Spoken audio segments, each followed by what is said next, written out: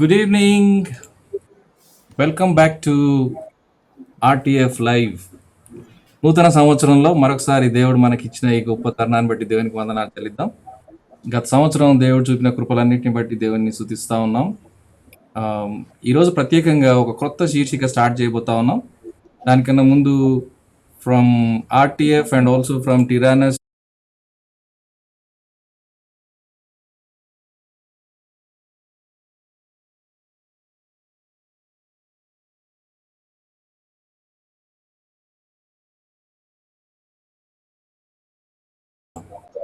ఈరోజు చాలా ప్రత్యేకమైన అంశాన్ని మనం ఆరంభించబోతున్నాం. యోబు గ్రంథంలో నుండి పాఠాలు మనం నేర్చుకోబోతా ఉన్నాం. అందుకోసం let's welcome our teacher, dear uncle MC Paul garu. Good evening uncle. Good evening John. Happy new year. Good to see you again. Happy new year to you. Thank you so much for giving your time. చాలా ఆత్రంగా ఎదురు చూస్తూ ఉన్నటువంటి సమయం. అనేక మంది అనేక సార్లు ఫోన్ చేసి అడుగుతా ఉన్నారు ఎప్పుడు స్టార్ట్ చేస్తారని. So we're here. అలాగే లెట్స్ వెల్కమ్ ఆ dear brother Edward Williams garu. Good evening అన్న. Good evening Johnny. Good evening అన్న. Good evening Edward. Thank you for joining. Let's also welcome ఆ dear brother Suresh Vanguri garu. Good evening sir. Good evening sir. Uncle good evening. Edward అన్న good evening. అందరికి new year శుభాకాంక్షలు. Good evening Suresh. Thank you so much. What a wonderful time this is. చాలా ఆత్రంగా ఎదురు చూస్తూ ఉన్నాము. ఈ గత 20-25 డేస్ చాలా సుదీర్ఘమైనటువంటి సమయంగా అనిపించింది అని చాలా మంది ఫోన్లు చేసి చెప్తా ఉన్నారు. When are you going to start అని. అంటే వారి ఆశను బట్టి దేవుడు వారికి ఇచ్చినటువంటి ఈ ప్రోత్సాహాన్ని బట్టి దేవునికి వందనాలు చెల్లిద్దాం. అంకుల్, తొలి పలుకులు ముగ్గురు కూడా, if you want take time and greet our brothers and sisters, it's your time. Happy John. Happy everybody. Happy new year to you. కేవలం దేవుని కృపను బట్టే you and I are here. కాబట్టి దేవుని నామాన్ని మీ అందరి మధ్యలో గొప్ప చేస్తున్నాను. 2022లో I'm here, John is there, then Edward, then Suresh and all of you. Praise the lord. Praise the lord. Williams garu. Happy new year to everybody. మీ అందరికీ నూతన సంవత్సర శుభాకాంక్షలు. ఈ నూతన సంవత్సరం మనకి నూతనంగా ఉండాలి. ఎలా అంటే దేవుని కృపను నూతనంగా మనం అనుభవించడం మొదలు పెట్టాలి. ఈ బైబిల్ స్టడీస్ ద్వారా దేవునికి మరెక్కువ చేరువ అవుతారని నేను ఆశిస్తున్నాను. మరి ముఖ్యంగా యోబు గ్రంథం, నేను అనుకునేది ఏంటంటే ప్రతి ఒక్కరి జీవితానికి పర్సనల్ టచ్ ఉంటుందని నేను నమ్ముతున్నాను. ఆ యొక్క ఆశయంతో మనం ముందుకెళ్దాం. Wonderful. Thank you so much. Suresh garu. అందరికి ఆల్రెడీ న్యూ ఇయర్ విషెస్ చెప్పాను కాబట్టి, నేను డిగ్రీ చదువుతున్న టైంలో నా పర్సనల్ లైఫ్లో చాలా టఫ్ టైం ఫేస్ చేసిన సందర్భంలో వాంటెడ్గా నేను మనసు పెట్టి యోబు గ్రంథం చదివాను. So that was the first time reading that particular book everyday, రోజుకో చాప్టర్ చొప్పున. And I'm really eager and excited to learn many things from today onwards. మళ్ళీ యోగ గ్రంథాన్ని నేను నేర్చుకోవాలి. అంకుల్ స్టడీలో నిజంగా ఎడ్వర్డ్ అని చెప్పినట్టు పర్సనల్ గా దేవుడు మళ్ళీ నాతో కొన్ని విషయాలు మాట్లాడాలని ఎక్స్పెక్ట్ చేస్తున్నాను. Wonderful. It seems there is some problem in one of the channels. But anyway, we are live on 4 channels. So Facebook లో 2, అలాగే టిరానస్ ఛానల్లోను, అలాగే టిరానస్ రావట్లేదు Johnny. టిరానస్ is not coming up? Yeah. Oh. I'll check. Yeah. Meanwhile,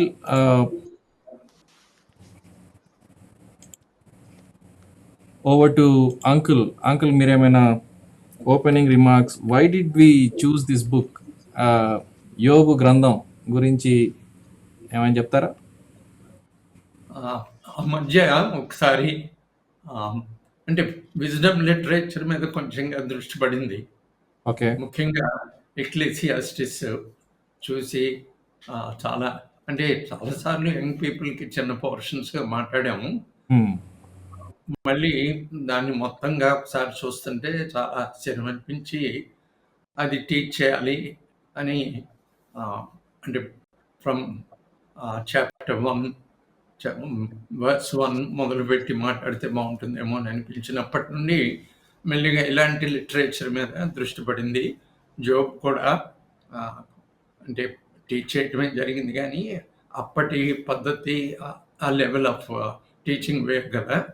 so మళ్ళీ Job teach చేస్తే బాగుంటుందని కోరుకున్నాను. అదొకటి. అంటే ముఖ్యంగా చెప్పాలి అంటే హై థియాలజీ లెవెల్స్కి వెళ్ళిపోయిన తర్వాత డౌన్ టు ఎర్త్ ప్రాక్టికల్ విషయాలు కొంత మాట్లాడుకోవటమే మంచిది అని అనిపించింది నాకు. సో మనం రోమన్స్ చూసాం, అలాగే యాక్ట్స్లో కూడా ఎంతో కొంత డాక్ట్రిన్ వస్తూనే వచ్చింది. అలాగే ఫిలిపియన్స్లో కూడా మళ్ళీ డాక్ట్రిన్ కనబడుతూనే వచ్చింది. కాబట్టి అంత హై లెవెల్కి వెళ్ళిపోయాము, మళ్ళీ మామూలుగా మనం ఆలోచించే విషయాలకి వస్తే మంచిదని నాకు ఆలోచన వచ్చింది. అందుకు జోబ్ అని అన్నాను. జోబ్ అని అంటున్నప్పుడు జాన్ లేదు, మీరు ఇంకా దీనిలోనే థియాలజీకి సంబంధించే ప్రాక్టికల్ లైఫ్కి సంబంధించి ఫిలిపియన్స్ తీసుకుంటే బాగుంటుంది అని తను ఇన్సిస్ట్ చేశాడు.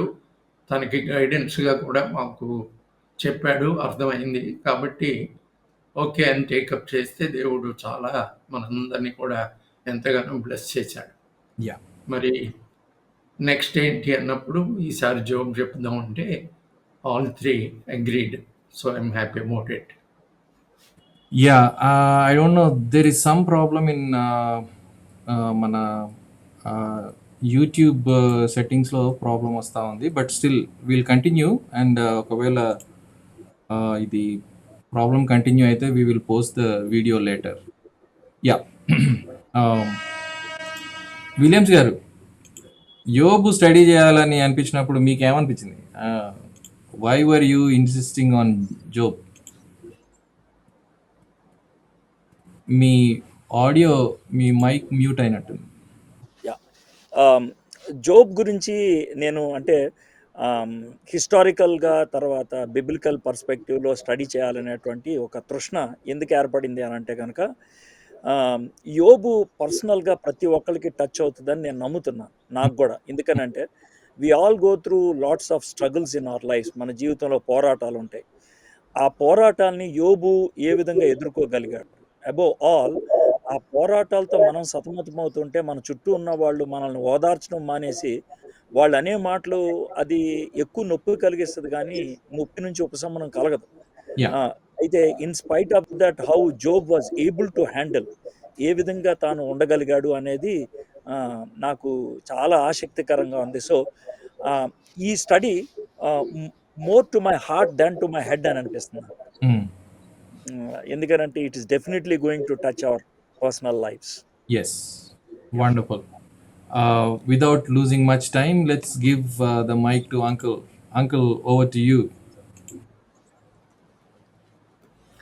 Good day to you, friends. Moderator John Christopher garu, honorable panel members Edward garu, Suresh garu, alage RTF లో ఉన్న సీనియర్ మెంబర్స్, మీలో ప్రతి ఒక్కరికి, కనెక్ట్ అయిన వాళ్ళు, స్త్రీలలో పెద్దలు, పురుషుల్లో పెద్దలు, మీకు నా గౌరవాన్ని తెలియజేసుకుంటున్నాను. మిగతా ప్రతి ఒక్కరికి నా శుభాశీస్సులు.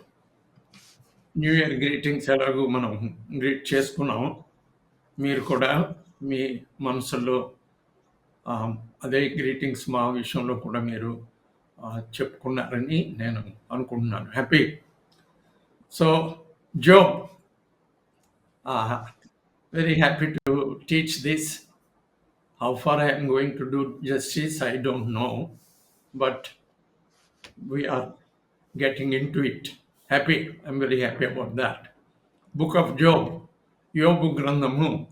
టైటిల్ మంచి అంటే క్యాప్షన్, మంచి క్యాప్షన్ ఇచ్చారు John garu. Lessons from the book of Job. Not lessons from Job, lessons from the book of Job అడిగాను. నేను క్లారిటీ అడిగాను. అడిగితే క్లియర్గా చెప్పాడు అనమాట. It's from the book of Job అని. So lessons from the book of Job, true. వీటిని కాన్సెప్ట్స్గానే మనం చూడబోతున్నాం. అప్పటి బుక్స్ లాగా మనం ఏమంటామంటే వర్స్ టు వర్స్గా చూసుకుంటూ వెళ్ళే ఎక్స్పోజిటరీ పద్ధతి కాదు, కానీ ఇక్కడ ఎక్స్పోజిటరీ థాట్స్ అనే పద్ధతిలో, కాన్సెప్ట్స్ అనే పద్ధతిలో మనం చూడబోతున్నాం. మనకి తెలిసిన విషయం ఏంటి అంటే సామ్స్ ఒకటి, ప్రోవెబ్స్ ఒకటి, జోబ్ ఒకటి, తర్వాత ఎక్లీసియాస్టిస్ ఒకటి, ఆ తర్వాత సాంగ్ ఆఫ్ సోలమన్ ఒకటి. స్పెసిఫిక్గా వీటిని విజ్డమ్ లిటరేచర్ ప్రాపర్ అంటాం.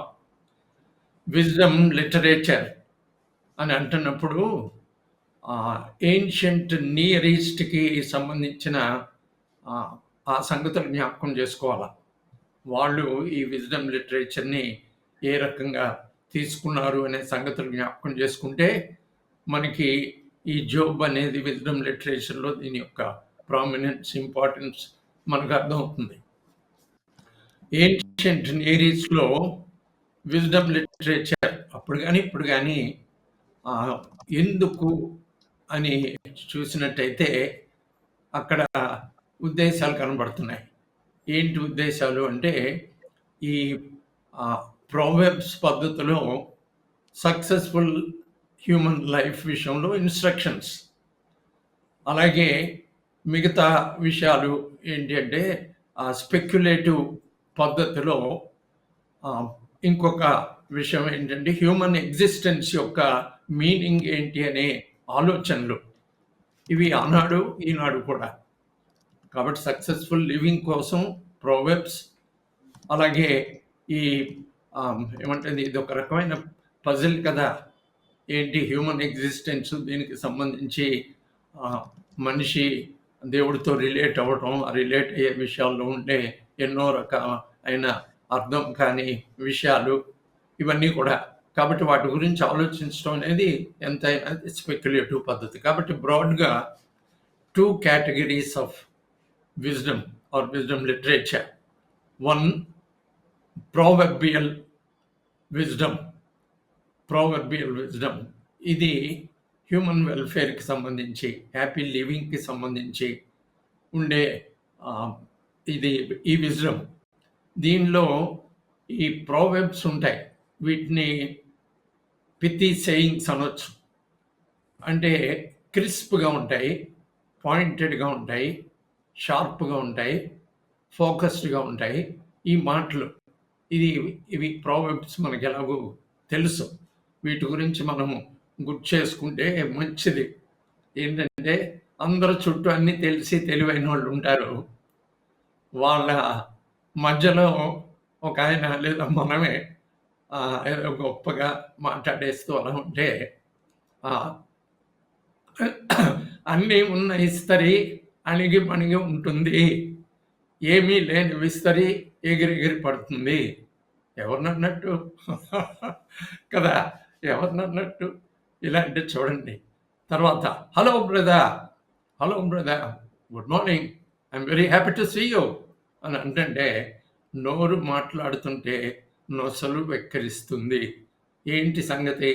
మాట వరకే తను కనబడిపోతాయి అన్నమాట ఫేషియల్ ఎక్స్ప్రెషన్స్.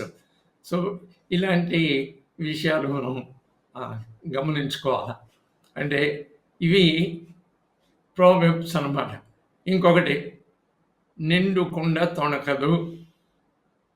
ఏదో అంటున్నట్టే, నిండు కుండ తొణకదు అంటే ఇద్దరు మాట్లాడుకుంటూ ఉంటే ఒక ఆయన ఏదేదో మాట్లాడేస్తూ ఉంటాడు, ఇష్టం వచ్చినట్టు మాట్లాడేస్తూ ఉంటాడు. ఇంకొక ఆయన అలాగా స్టడీగా వింటూ ఉంటాడు.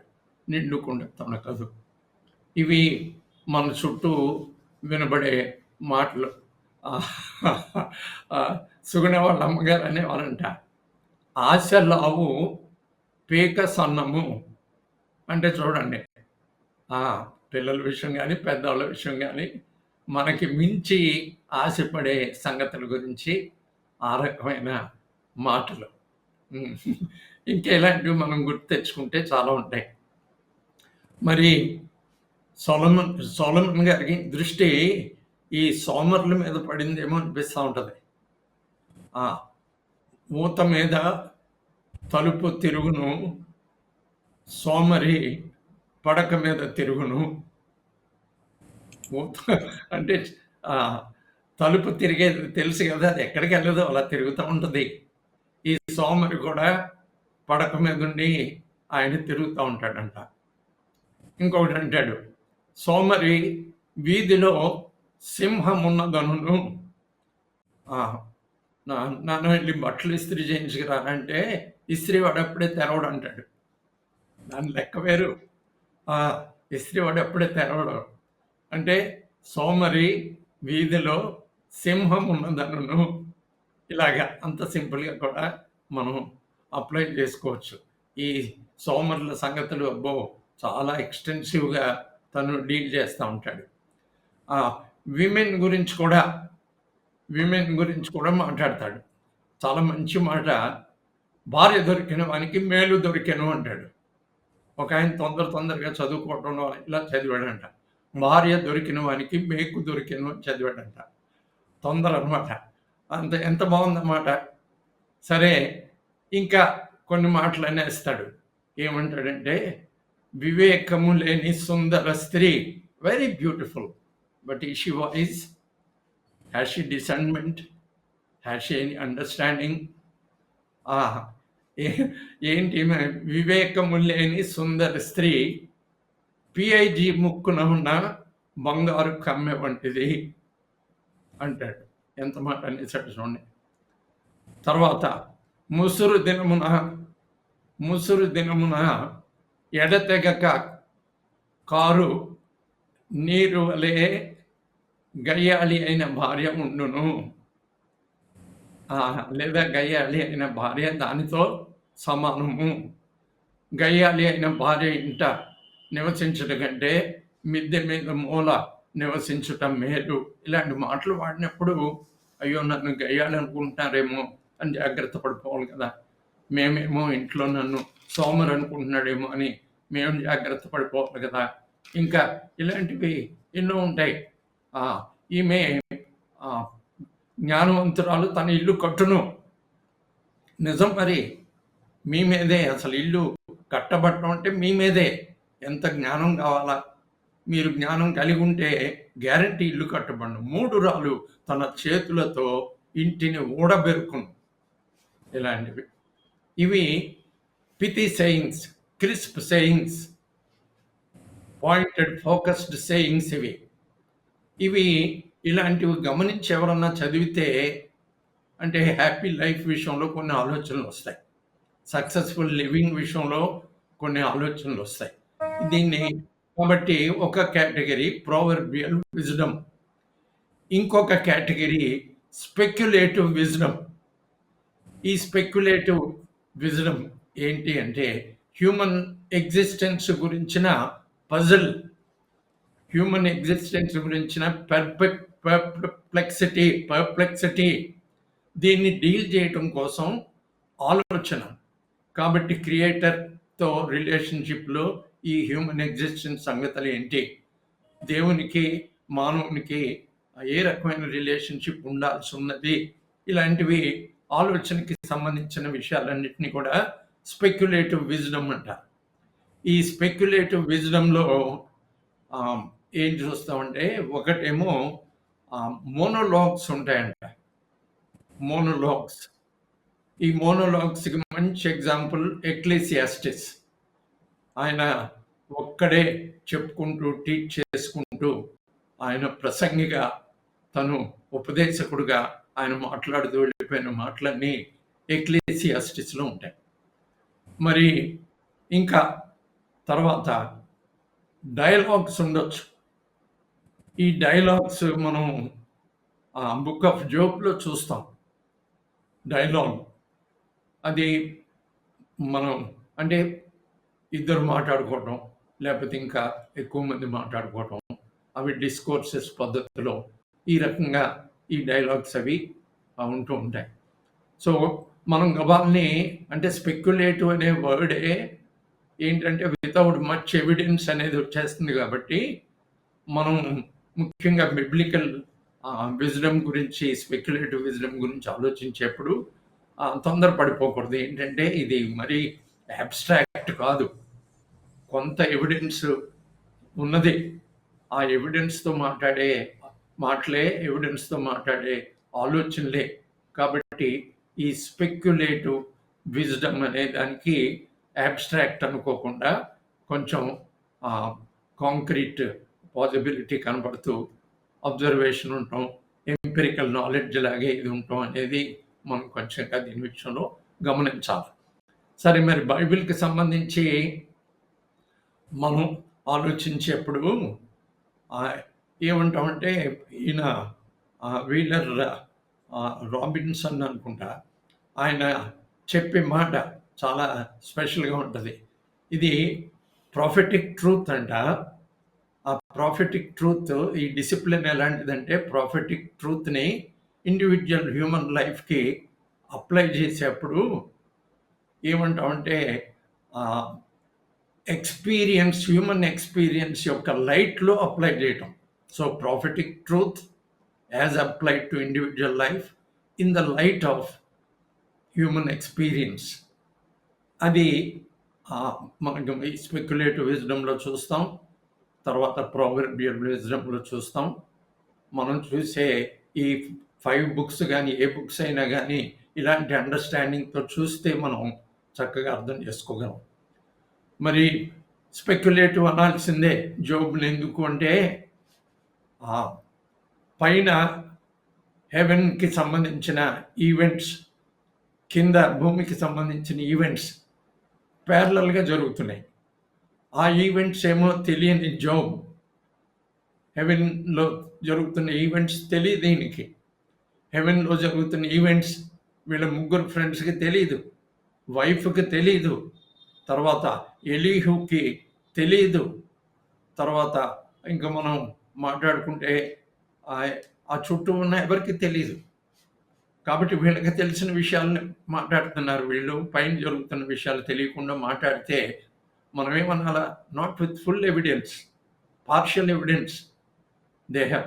కాబట్టి ఎప్పుడు కూడా తొందరపడిపోయి ఈ జోబ్ బుక్ చదువుతున్న వాటిని గబగబా అప్లై చేసేయాలని ట్రై చేయకూడదు. అది ఫైనల్ ట్రూత్ అని ఫినిష్డ్గా మాట్లాడే పద్ధతి చాలా, అసలు మనం ఏంటంటే జోబ్ ఆఖరి వరకు తేలని విషయంగానే చూడాలి. మనకి ముందు బుక్ ఉండిపోయింది కాబట్టి తేలిపోయింది అన్నట్టు మనం అనుకుంటే ఎలాగా? అది నిజంగా టీచ్ చేయాలి అంటే ఆఖరి వరకు తేలని విషయాలుగానే వాటిని టీచ్ చేయాలి. లాస్ట్కి వచ్చేసరికి వీళ్ళ ముగ్గురు విషయంలో దేవుడు ఏమన్నాడు అనేది ఎంత ఇంపార్టెంట్. మరి అది తెలియకుండా గబగబా అప్లై చేసేసి అది ఫైనల్ ట్రూత్ అనేసి, ఎందుకంటే not full evidence, they don't have full evidence. Great words of wisdom, ఎంత lofty discourses about God. Okay, wonderful. All were trying to honor God, but do they know the complete picture? They don't. When they don't, how dare they try to completely say that is the final truth? How dare we completely say or completely teach completely that it is the final truth? మనం చేయకూడదు కదా. ఈ విషయాలు మీరు ఆలోచించండి. కాబట్టి ప్రశ్నల విషయంలో కూడా yes, our 3 brothers are available, true. కానీ మీకు ఏంటంటే ఆఖరి వరకు తేలని విషయం గురించి మాట్లాడేప్పుడు ఆ రకమైన ప్రశ్నలు వద్దు. మీరు ఎన్నో తెలుసుకోవచ్చు, జనరల్గా ఎన్నో విషయాలు మనం హ్యాపీగా మాట్లాడుకోవచ్చు. అలాంటి జోబ్ నుంచి స్పెసిఫిక్గా ప్రశ్నలు వేసేసి రాబట్టేది. ఒక్క సంగతి తెలుసుకోండి, all questions don't have answers. Job తేల్చేది అది. All questions don't have answers. ఇది మరి ఒక ఆథర్ ఆయన రాసుకుంటూ వచ్చి ఎక్కడో చర్చి నోటీస్ బోర్డు మీద జీసస్ ఈజ్ ద ఆన్సర్ అని ఒక ఆయన పిన్ చేశాడంట. జీసస్ ఈజ్ ద ఆన్సర్ అని. మనం మాత్రం అలాగా కంప్లీట్‌గా జీసస్ ఈజ్ ద ఆన్సర్ అని మనం మాత్రం అంటే వాళ్ళకి వాళ్ళ ప్రశ్నలకి సంబంధించి మనం చెప్పే విషయాలు కాదు. వాళ్ళు ఏది అడిగినా సరే అన్నిటికీ ఆన్సర్స్ మా దగ్గర ఉన్నాయని చెప్పే విషయాలు కాదు. But what is the question అని ఇంకొకడు ఎవడో ఉంటాడు కదా! అలాంటి వాడు పోస్ట్ చేస్తారు. కాబట్టి మనం కూడా వాళ్ళు ఏ రకంగా ఆలోచిస్తున్నారనేది ఆ విషయాలను గమనించుకుంటూ మనం ప్రభువుని ఆయన ఈజ్ ఆన్సర్ అని చెప్పే టైంను గమనించుకుంటూనే చెప్పాలి. ట్రూ మనకి తెలుసు. In the final analysis for the whole thing now or later here on this side of the reality or realm and on that side of the realm Jesus is the answer. That's true. Okay, ఇవన్నీ మీరు దయచేసి దృష్టిలో పెట్టుకునే ఈ విషయాన్ని మీరు ఆలోచించాలి. Right. జోబు మరి లిటరేచర్లో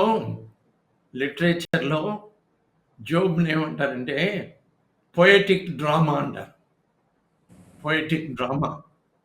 నర్సాపూర్లో స్టేషన్ పేటలో మా చిన్నప్పుడు భగవంత్ దాస్ అని ఒక ఆయన ఉండేవాడు. 31st డిసెంబర్ వచ్చేసరికి ఎలా ఒప్పించేవాడు చర్చ్ పెద్దల్ని వాళ్ళని. ఒక డ్రామా ఉంటుంది మాకు. ఆ డ్రామాలో భగవంత్ దాస్ గారు బూడిద పట్టుకుని ఆయన డ్రామాలో కూర్చునేవాడు.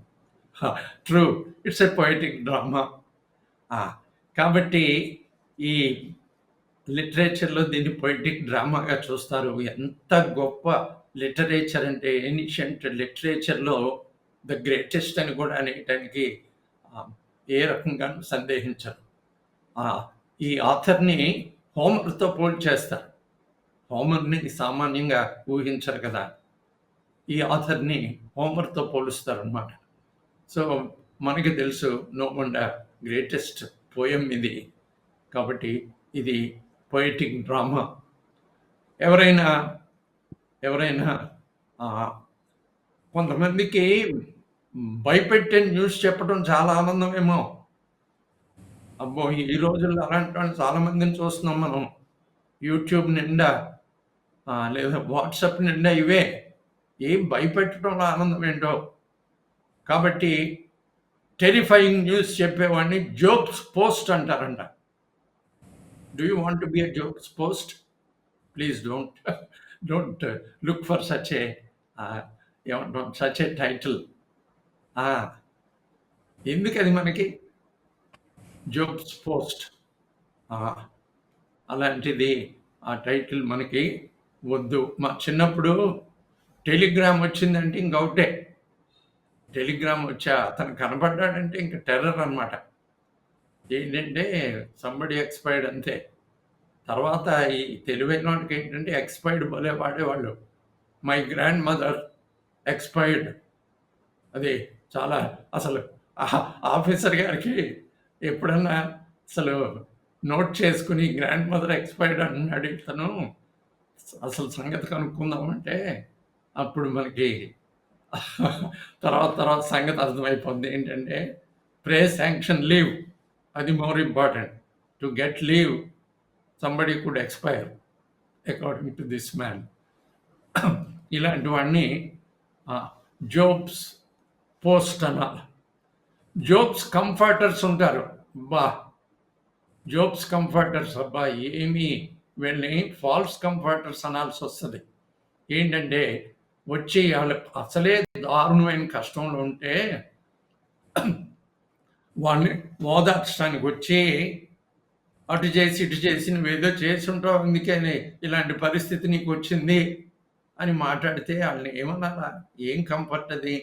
ఆఖరికి వచ్చేసరికి వాళ్ళకి మరింత బాధ మిగులుతుంది తప్ప ఇతను వెళ్ళిన విజిట్ని బట్టి ఏ రకమైన ఆదరణ కలగదు. Do you want to be a Job's comforter?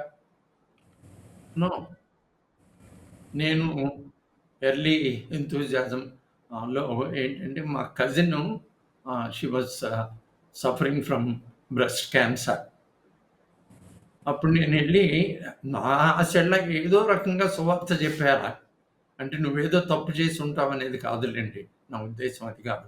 Vijayawada నా కజిన్ వెళ్ళి మన పాపం ఒప్పుకోవాలా నువ్వు దేవునికి ప్రార్థన చేసుకో, పాపం ఒప్పుకొని క్షమించమని అడుగు, ఇలా చెప్పేస్తున్నాను నేను. నా ఉద్దేశంలో సువార్తనే, నువ్వేదో తప్పు చేసి ఉంటావని కానే కాదు. నేను ఇప్పటికీ స్పష్టంగా అది చెప్పగలను. పాపం ఒప్పుకో అంటున్నాను. కాసేపు విన్నది తర్వాత మళ్ళీ రిపీట్ చేస్తుంటే అన్నదనమాట తన బాధలో. అంటే ఏంటి, ఎందుకు ఇంకా నన్ను బాధ పెడతావు అనే పద్ధతులు. So such enthusiasm is no good. My dear brother, my dear sister, never become a Job's comforter. You will never be able to comfort your friend or your relation. It's impossible. దాని పద్ధతి వేరు. ఏంటో మరి దానికి జ్ఞానం ఉండాలి, దేవుడి జ్ఞానాన్ని అనుగ్రహించాలి. ఇది లిటరేచర్కి సంబంధించిన విషయం. సరే, జోబ్ అనే బుక్లో 42 చాప్టర్స్ ఉంటాయి. మీకు ముందే చెప్పేశాను కాబట్టి మీరెవరు కంగారు పడాలనుకుంటున్నాను. ఏంటంటే మనం కాన్సెప్ట్స్ డీల్ చేయబోతున్నాం. కాన్సెప్ట్స్ కాబట్టి లెసన్స్, అందుకు మీరు ఏం కంగారు పడొద్దు. 42 ఎపిసోడ్స్ ఉంటాయి. తర్వాత జాన్ మీకు తెలియజేసింది ఏంటంటే every Monday, so Mondays keep coming and going, Mondays come and go, we keep going on. Monday, another Monday, another Monday. Who knows how many Mondays? No problem. Who knows how many Mondays? If God allows, this Monday, next Monday, and so on.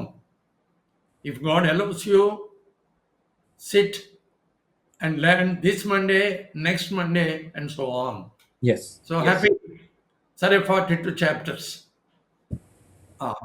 దీన్ని ఎవరు రాశారు అనే ప్రశ్న scholars ఏమైనా సరే వాళ్ళు ఎన్ని రకాలుగా, ఊరికే మనం ఒక మాటలో మాట్లాడేస్తాం కానీ ఎంత ఎవిడెన్స్ తీసుకుంటారో వాళ్ళు, ఎంత కష్టపడతారో. That's why I call them scholars and you call them scholars. వాళ్ళు స్కాలర్స్ వాళ్ళు. సో ఎవరు రాశారు, who is this great man అని అంటే అమ్మ ఒక్క ఆయన రాసింది కాదేమో అనిపిస్తుంది. ఇంకా ఇంకొకళ్ళు తర్వాత ఇది ఎడిట్ చేసిన పద్ధతి ఏమో, మరి హిజ్కియా ఎడిట్ చేయలేదా? హిజ్కియా. సో సోలమన్ చేసిన పని ఏంటి? ఈవెన్ ప్రోవర్బ్స్ ఏమంటారంటే అది కంపైల్డ్ అంటారు. మొదటి 10 సోలమన్ అని చెప్పలేము. సోలమన్ రాసినవి స్పెసిఫిక్గా ఉంటాయి. హెడింగే ఉంటే కనబడుతూ ఉంటుంది. లాస్ట్ 30th చాప్టరు 31 అది సోలమన్ రాసినట్టు ఉండదు. సో ఇలాగ కొన్ని ఉంటాయి, అవి గమనించుకోవాలా. కాబట్టి ఒక్కలే రాశారా, ఇంకా ఎక్కువ మంది రాశారా, అసలు ఇది ఎడిట్ చేసిన పద్ధత, over the years, over the centuries edit అయిందా, over the decades, anyway over the centuries ఇలా మాట్లాడే వాళ్ళు కూడా ఉన్నారు. కాబట్టి దేవుడు ఒక్కరితో రాయిస్తాడు, ఆయన ఇష్టం. ఎంతమందితో ఉన్నా రాయిస్తాడు, ఆయన ఇష్టం. ప్రేరేపించే మూలం ఆయన, ప్రేరేపించేది పరిశుద్ధాత్మ దేవుడు. రాసేవాళ్ళు రాస్తారు, కంపైల్ చేసేవాళ్ళు చేస్తారు, ఎడిట్ చేసేవాళ్ళు చేస్తారు. ఎవరైనా కానీ ఆయన సూపరింటెండింగ్ రోల్ చూస్తే నో వండర్, ఏ రకంగానూ డిస్టర్బ్ అవ్వాల్సిన అవసరం లేదు. ఎందుకు అంటే మొదటి 2 చాప్టర్స్ని ప్రోజ్ ప్రోలోగ్ అంటారు. అంటే ప్రోజ్లో రాయబడిన ముందు మాటలు, ఇంట్రడక్షన్ ఓకే, ముందు మాటలు ప్రోజ్లో రాయబడినవి. 42వ అధ్యాయము 7 నుంచి 14 అనుకుంటా ఆఖరి వరకు రాయబడినవి ప్రోజ్ ఎపిలోగ్. ప్రోజ్ పద్ధతిలో దీన్ని గద్య భాగం అంటారా? ఈయన జాన్ గారే చెప్పాలి మనకి. ప్రోజ్ అయితే గద్య భాగమా? ఎస్ అంకుల్, ధైర్యం చేశానే వేస్తున్నాం మరి. Correct. Thank you Telugu teacher garu. Prose is గద్యము, ఓకే. పోయిట్రీ ఈజ్ పద్యము, right? Thank you so much our dear Telugu teacher. You are a language teacher of many other languages as well. Urdu you know, Hindi you know, Telugu you know, English, abba, Hindi you know. Great. Okay. John, ఈ గద్య భాగము మొదటి 2 అధ్యాయాలు 42 అధ్యాయము 7వ వచనం నుండి ఆఖరి వరకు ఇవి కలిపారంటాడు ఒక ఆయన. గ్రేట్ పద్యానికి గ్రేట్ పద్యం ఇక్కడ 3వ అధ్యాయం మొదటి వచనం నుండి 42వ అధ్యాయం 6వ వచనం వరకు ఉన్న ఈ గొప్ప పద్యానికి ప్రోజ్ ప్రొలోగ్ ఏమంటాం, poetry prologue, epilogue, sorry prose epilogue, ఈ 2 కలిపారంటాడు ఒక ఆయన. సరే నాయన, కలిపారా? ఓకే. మరి కలిపితే దేవుడు ఆయన సడన్గా కలుగు చేసేసుకుని వీళ్ళని తిట్టేస్తాడేంటి ముగ్గురిని? దానికి ఏమైనా కాంటెక్స్ట్ ఉంటుందా? ఓకే ఓకే అని అప్పుడు ఇంకొక ఆయన ఏమంటాడు అంటే, అలా కాదు, 38వ అధ్యాయం నుంచి దేవుడు మాట్లాడటం మొదలుపెట్టాడు. కాబట్టి 38 నుంచి 42:6 వరకు దేవుడు మాట్లాడింది. అది మరి తర్వాత యాడ్ చేసి ఉంటారు. ఒకవేళ ఇది అది కూడా ఒకటి అయి ఉండొచ్చు. ఇంకొక అయినప్పుడు స్టేజ్ 1. అప్పుడు ఇంకొక విషయం ఏంటంటే, ఇంత దేవుడు గద్దిస్తే వాళ్ళు ఏమనకుండా దేవుడు గద్దించుంటాడా? అయ్యో, అలా కాదు. అయితే ఈ సైకిల్స్ ఆఫ్ డిబేట్స్ ఉన్నాయే, 3వ అధ్యాయం మొదటి వచనం నుండి 27వ అధ్యాయం ఆఖరి వచనం వరకు ముగ్గురు ఫ్రెండ్స్ జోబ్తో కలిసి డిబేట్ చేసింది, అది తర్వాత యాడ్ చేసి ఉంటారు ఇంకొక ఆయన, లేదా అది అసలైన పోయం ఇంకొక ఆయన. సరే, అలా కాదు, మరి వీళ్ళకి దేవుడికి అనుసంధానంగా ఇంకొక ఆయన ఉంటే బాగుంటుంది అని ఏం చేశారు అంటే, 32వ అధ్యాయం నుంచి యాంగ్రీ యంగ్ మ్యాన్ బూజీడైన ఆయన ఎలీహు గారు, బుజైట్, ఆయనను కూడా కలిపితే బాగుంటుందని ఇంకెవరో కలిపారు. కలపటాలే. సరే, అమ్మో అని ఇంకొకడు 28th చాప్టర్ కళ్ళు తిరగాల్సిందేగా ఎవరికైనా కానీ. అమ్మ, అది జోబు అసలు అలా మాట్లాడుతూ వాళ్ళతో ఆర్గ్యూ చేస్తూ ఒక్కసారి ఈ మాటల్లోకి ఎందుకు వెళ్తాడు? వెళ్ళడు. ఆయన మాటలు వేరుగా ఉంటాయి. కాబట్టి జోబ్ మాట్లాడిన ప్రాపర్ మాటలు ఆ తర్వాత అవి డిస్కోర్సెస్. ఏది అంటే 29, 30, 31 జోబ్ మాట్లాడినవి డిస్కోర్సెస్. ఆ తర్వాత ఎలీహు మాట్లాడినవి 4 లెక్చర్స్. మరి 28th అనేది ఇది వేరు. దీన్ని ఏమందాం? విజ్డమ్ హిమ్ అందాం. అమ్మ, నిజంగా కళ్ళు నాకు చదువుతున్నప్పుడు కళ్ళు తిరిగినాయి నిజంగా. ఏంటది 28వ అధ్యాయం అని. కాబట్టి అది విజ్డమ్ హిమ్ అది యాడ్ చేశారంటాడు. ఇంకొక ఆయన అంటాడు, అరే మొదట్లోనేమో ఒక్కొక్క ఫ్రెండ్కి చక్కగా మొదటి సైకిల్లో జోబ్ జవాబిచ్చుకుంటూ వచ్చాడు. 2వ సైకిల్లో కూడా కొంచెంగా తగ్గినా కానీ జవాబిచ్చుకుంటూ వచ్చాడు. 3వ సైకిల్లో ఈయనేంటి, బిల్దదేంటి, చాలా తక్కువ మాట్లాడాడు, డౌన్ అయిపోయి తక్కువ మాట్లాడా, లేకపోతే ఆయన మాట్లాడితే ఎక్కడన్నా మిక్స్ అయిపోయిందా? అరే, ఆఖరి ఆయన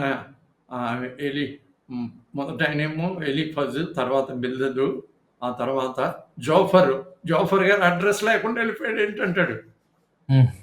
3వ సైకిల్లో జోఫర్ గారు అడ్రస్ మిస్సింగ్ ఏంటంటాడు. కాబట్టి జోబ్ మాటలలో కొంచెం కుదరని మాటలు ఈయన మాట్లాడి ఉంటాడు 26వ అధ్యాయంలోవి. బిల్దద్ మాట్లాడి ఉంటాడు 27వ అధ్యాయంలోవి. ఈయన జోఫర్ మాట్లాడి ఉంటాడు. సో ఇలాగా మాట్లాడుకుంటూ వచ్చారు. ఆఖరికి వచ్చేసరికి గ్రామర్ మీద మాటలు. ఈ గ్రామర్కు సంబంధించిన టెక్స్ట్ని ఇటు మాట్లాడటం, అటు మాట్లాడటం, కలపడం. కాబట్టి ఇన్ని రకాల అనాలిసిస్లు ఉన్నాయి. మనమేమి కంగారు పడొద్దు. మనం దేవుడు మనకిచ్చిన గ్రంథం. జోబ్ రాసుంటే హ్యాపీ, ఇంకెవరో రాసుంటే హ్యాపీ, లేదా 2, 3 రాసుంటే హ్యాపీ. ఎలా రాసినా గ్రంథం, it is a solid book from cover to cover, preserved and passed on by God. That is the book I have in my hands. That is Job. Right? Now, John, please, text.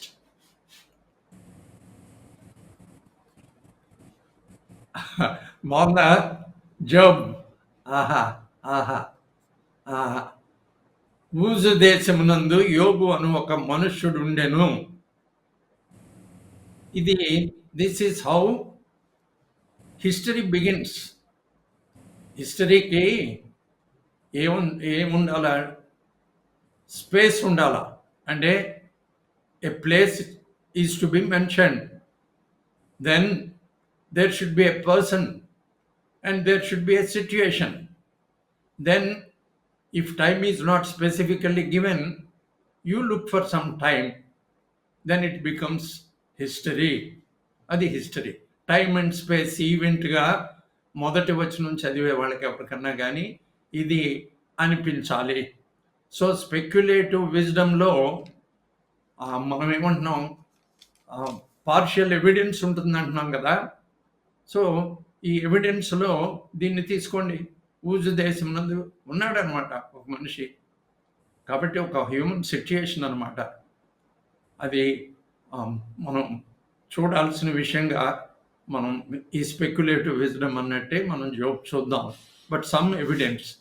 ఈయన David పాసన్ గారు ఏమంటాడంటే ఇలాంటిది తీసుకుని, ఇది it could B a fact, could be yes a fact, then what is this అని అంటారంట scholars. గబగబా వచ్చి ఏమంటారు, జోబ్స్ పోస్ట్ వచ్చి ఒక్కొక్కడు చెప్పేది నలుగురు చెప్తారు, నలుగురు ఒకే రకమైన మాటలు వాడతారు. What is this, what else it could be, excepting fiction. Poetry కోసం ఎఫెక్టివ్నెస్ తేవటం కోసం రాసి ఉంటారు అని అంటారా? ఓకే, డేవిడ్ పాసన్ ఏమంటాడంటే, yes it is a fact, right? You say it is fiction. Okay, fact, fiction, and why can't I call it faction? ఎందుకు both fact and fiction I can call it faction? Why? ఈయన చేసిన పని ఏంటి, ఆయన పేరేంటి? అబ్బా అబ్బా అబ్బా, గ్రేట్ పోయెట్. చెప్పండి, ఇంగ్లీష్ పోయెట్ ఆయనకి ఈ రోమన్ హిస్టరీలో సంబంధించిన విషయాలన్నీ తీసుకుని జరిగినవని ఆయన డ్రామాలు రాస్తాడు. Great man Shakespeare. What did he do? Even later ఈ యాంగ్లికన్ హిస్టరీ తీసుకుని ఆయన రాసిన great novels, great dramas, what about those? So ఆ రకమైనది అయితే why can't we call this fiction, right? మనం ఎలాంటి వాళ్ళం అంటే, బాబు మీరు స్కాలర్స్ ఇటు మాట్లాడండి అటు మాట్లాడండి, మీ మాటలు వింటాను, చాలా అనాలిసిస్ కోసం చాలా ఉపయోగపడుతుంది, ఉపయోగించుకుంటాను. నాకు సంబంధించినంత వరకు Job is a book given by God, and when he says it's a fact, I take it as a fact, right? ఊజు దేశమునందు యోబు అను ఒక మనుష్యుడు ఉండెను. ఆ జోబ్, అయూబ్, ఈస్ట్కి సంబంధించి మాట్లాడాలంటే నీరీస్లో ఈ పేరు అయూబ్, అలాగే హీబ్రూలో కూడా. ఊజు దేశమునందు యోబు అను ఒక మనుషుడు ఉండెను. ఏంటి ఊజు ఎక్కడిది? ఊజు ఎక్కడిది? ఇది ఈ విజ్డము ఐగుప్తులో ఓరల్ విజ్డమ్ని లిటరరీ విజ్డమ్గా 2500 BCలోనే మార్చేశారంట. ఆ తర్వాత ల్యాండ్ ఆఫ్ సుమేరియన్ లిటరేచర్లోకి వచ్చేసింది అలాగా. సో వచ్చినప్పుడు ఏమంటామంటే, అలాంటి విజ్డమ్ గురించి మాట్లాడేప్పుడు ఆ ప్లేస్ని కూడా లొకేట్ చేయడానికి ఎవరైనా కానీ ట్రై చేయాలా. ఈ ట్రై చేయాలి అని అంటే ఏం చేయాలా? గ్యారంటీ ఈ తూర్పు దేశము అని అంటున్నాడు కాబట్టి బియాండ్ జార్డన్ అది గ్రేట్ రిఫ్ట్ అంట. Beyond that anything that is there beyond, it is east. Okay, ఈ ఈస్ట్లో మాట్లాడేప్పుడు కల్దీయుల గురించి మాట్లాడుతుంటే వాళ్ళు వచ్చి ఇలాగ చేశారు అని అంటుంటే, కాబట్టి అది దీనికి బాబిలోన్కి దగ్గరలో ఉండాలి. ఎందుకు, లేకపోతే వచ్చారు వేసుకెళ్ళిపోయారు. కాబట్టి కొంచెం దగ్గరలో ఉండాలి. లేదు, ఇంకొకళ్ళు ఉన్నారు షబాయిలు, వీళ్ళు ఎక్కడ వాళ్ళు అంటే కొంచెం సౌత్లో వాళ్ళు కూడా వచ్చేసుకెళ్ళిపోతే అది కొంచెంగా కిందకే ఉండాలి. నార్త్ కుంటానికేమో అది పుల్ చేస్తుంది, సౌత్ కుంటానికేమో ఇది పుల్ చేస్తుంది. కాబట్టి ఈస్ట్ అంటే ఊజ్ అంటే ఎక్కడ ఉండొచ్చు అంటే ఆ యూఫ్రటీస్ నదికి సంబంధించి ఆయా ఊళ్ళలోకి సంబంధించిన సంగతులుగా ఆ సుమేరియన్ ప్రాంతాలు, ఎకేడియన్ ఆ ఏరియాస్, లేకపోతే ఇంక ఇలాంటివన్నీ చూసుకుంటూ వచ్చి, అయితే సరే కొంచెం దగ్గరలోనే మన ఇజ్రాయెల్ దేశానికి తూర్పుగా ఉండే ప్రాంతాలు అయి ఉండొచ్చు ఊజ్ అనేది అని తేల్చొచ్చు మనం. అతడు యథార్థవర్తనుడును, ముందే ఆథర్ చెప్పేస్తున్నాడు, న్యాయవంతుడై దేవుని యందు భయభక్తులు కలిగి చెడుతనము విసర్జించిన వాడు, యథార్థ వర్తనుడును, బ్లేమ్లెస్ అంటే నకి, యథార్థవర్తనుడు, న్యాయవంతుడు, జస్ట్ అనగానే యోషేర్ జస్ట్ తర్వాత ఇంకొక స్ట్రైట్ అని కూడా వాడవచ్చు మనం, స్ట్రైట్. సో ఇతను nobody could have blamed him, nobody was able to blame him. So beyond అంటే బ్లేమింగ్ అనమాట, అలాంటి వాడు. అతను జస్ట్ కూడా, స్ట్రైట్, ఏ రకమైన వంకర అతనిలో కనబడలేదన్నమాట. యథార్థవర్తనుడును, న్యాయవంతుడును. अयूब एक खरा और विश्वासी व्यक्ति है. దేవుని యందు భయభక్తులు కలిగి, దేవుని యందు భయభక్తులు కలిగి చెడుతనమును విసర్జించినవాడు. దేవుని యందు భయభక్తులు కలిగి ఉండటమే కాకుండా ఈయన చెడుతనాన్ని విసర్జించినవాడు. అంటే టర్న్డ్ అవే అనే మాట ఫిట్ అవుతుంది. He turned away from anything that is evil, and then he feared God. He fear దేవుని యందు భయభక్తులు కలిగి ఈ చెడుతనాన్ని నా ఒక్క మాట అట్ ద వెరీ అవుట్సెట్ మీరు ఇది తేల్చేసుకోవాలి. యూదుల్లో మరి మనం కీర్తనలో సామెతల్లో చదువుతుంటే ఎవరు నీతిమంతులు ఎవరు, దుష్టులు ఎవరు తేల్చేసుకోవాలా. యూదుల్లో ఎవరు నీతిమంతులు ఎవరు దుష్టులు అంటే ధర్మశాస్త్రాన్ని పాటించాలని తేల్చుకుని నిర్ణయించుకున్న వాళ్ళు నీతిమంతులు. ధర్మశాస్త్రం నేను పాటించలేను, నాకు అది అక్కర్లేదు, నా బ్రతుకు నేను ఇష్టం వచ్చినట్టు బ్రతుకుతాను అన్న వాళ్ళు దుష్టులు యూదుల్లో. మరి మనలో అదర్ నేషన్స్లో దేవుడు మనసాక్షి ఇచ్చాడు అంటాడు పౌలు. వాళ్ళకి మనసాక్షి, మనకి మనసాక్షి. మన మనసాక్షి ఈ విషయాల్లో చాలా విలువైంది.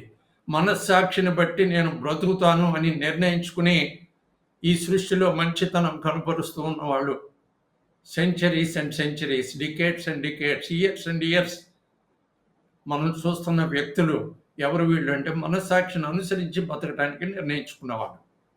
రైట్, నాకు మనస్సాక్షితో నిమిత్తం లేదు, నాకు ఎలా కలిసి వస్తే అలా బతుకుతాను, నేను నా ఇష్టం నాది అని అనుకునేవాళ్ళు చెడ్డవాళ్ళు. వీళ్ళు మంచివాళ్ళు, వాళ్ళు చెడ్డవాళ్ళు. ఎవరు? మనలో యూదులు కాని వాళ్ళు. సో యూదులు కాని వాళ్ళు మనస్సాక్షిని అనుసరించి నడుచుకునే వాళ్ళు పౌలుకి ఆ యూదులతో పోలిస్తే ఎలా కనపడ్డారంటే, అమ్మ వీళ్ళు ఎలా ఉన్నారు అంటే ధర్మశాస్త్ర సారం, ప్రిసెప్ట్స్ ఆఫ్ ద లా వీళ్ళ హృదయాల మీద రాయబడినట్టున్నారే వీళ్ళు.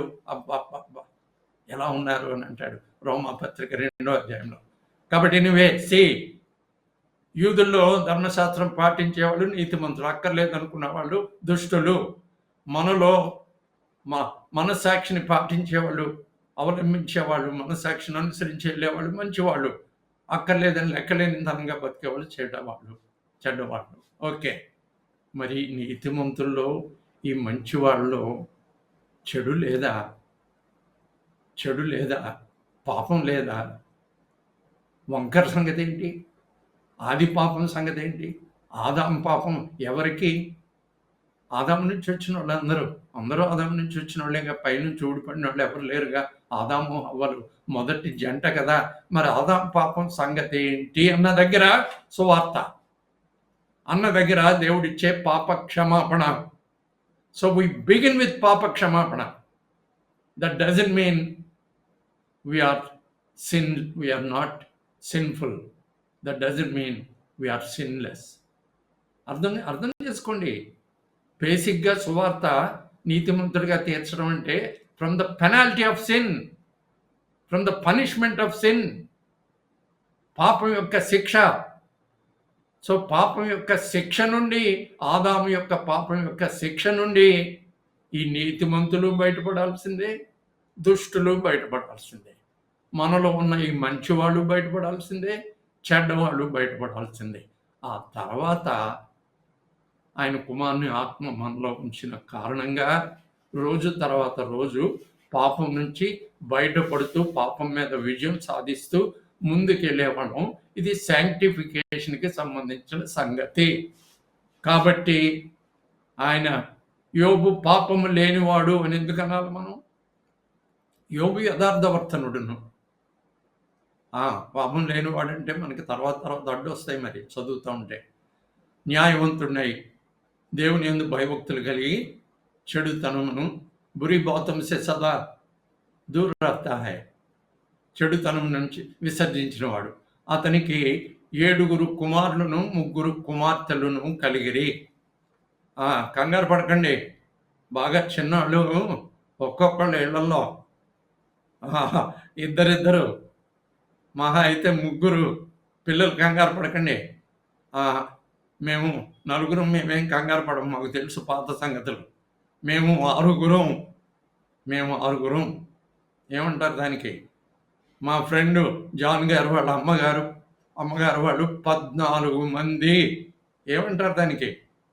కాబట్టి 7 కుమారులు 3 కుమారు. అయ్యో ఇదేంటండి 7 కుమారులు 3 కుమార్తెలు కలిగిరి ఆయనకి. రైట్. అతనికి 7,000 గొర్రెలను 3,000 ఒంటెలను. అమ్మనా!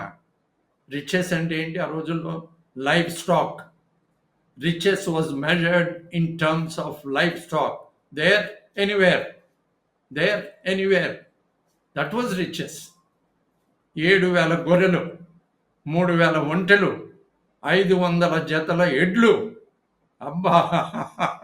3 ఒంటెలు, 500 జతల ఎడ్లు. ఒంటెలు చూడండి, ఒంటెల వీడియోస్ చూడండి. ఆ ఒంటెలు వెళ్తుంటే లైన్ ఎలా కనపడుతుందో, ఎంత బ్యూటీ ఉంటుందో అందులో. 500 జతల ఎడ్లు, 500 ఆడుగాడిదలు. మరి ఆడుగాడిదల అవి వాటి ఉద్దేశం ఏంటో, అవే బాధ్యతగా బరువులు మోస్తాయేమో.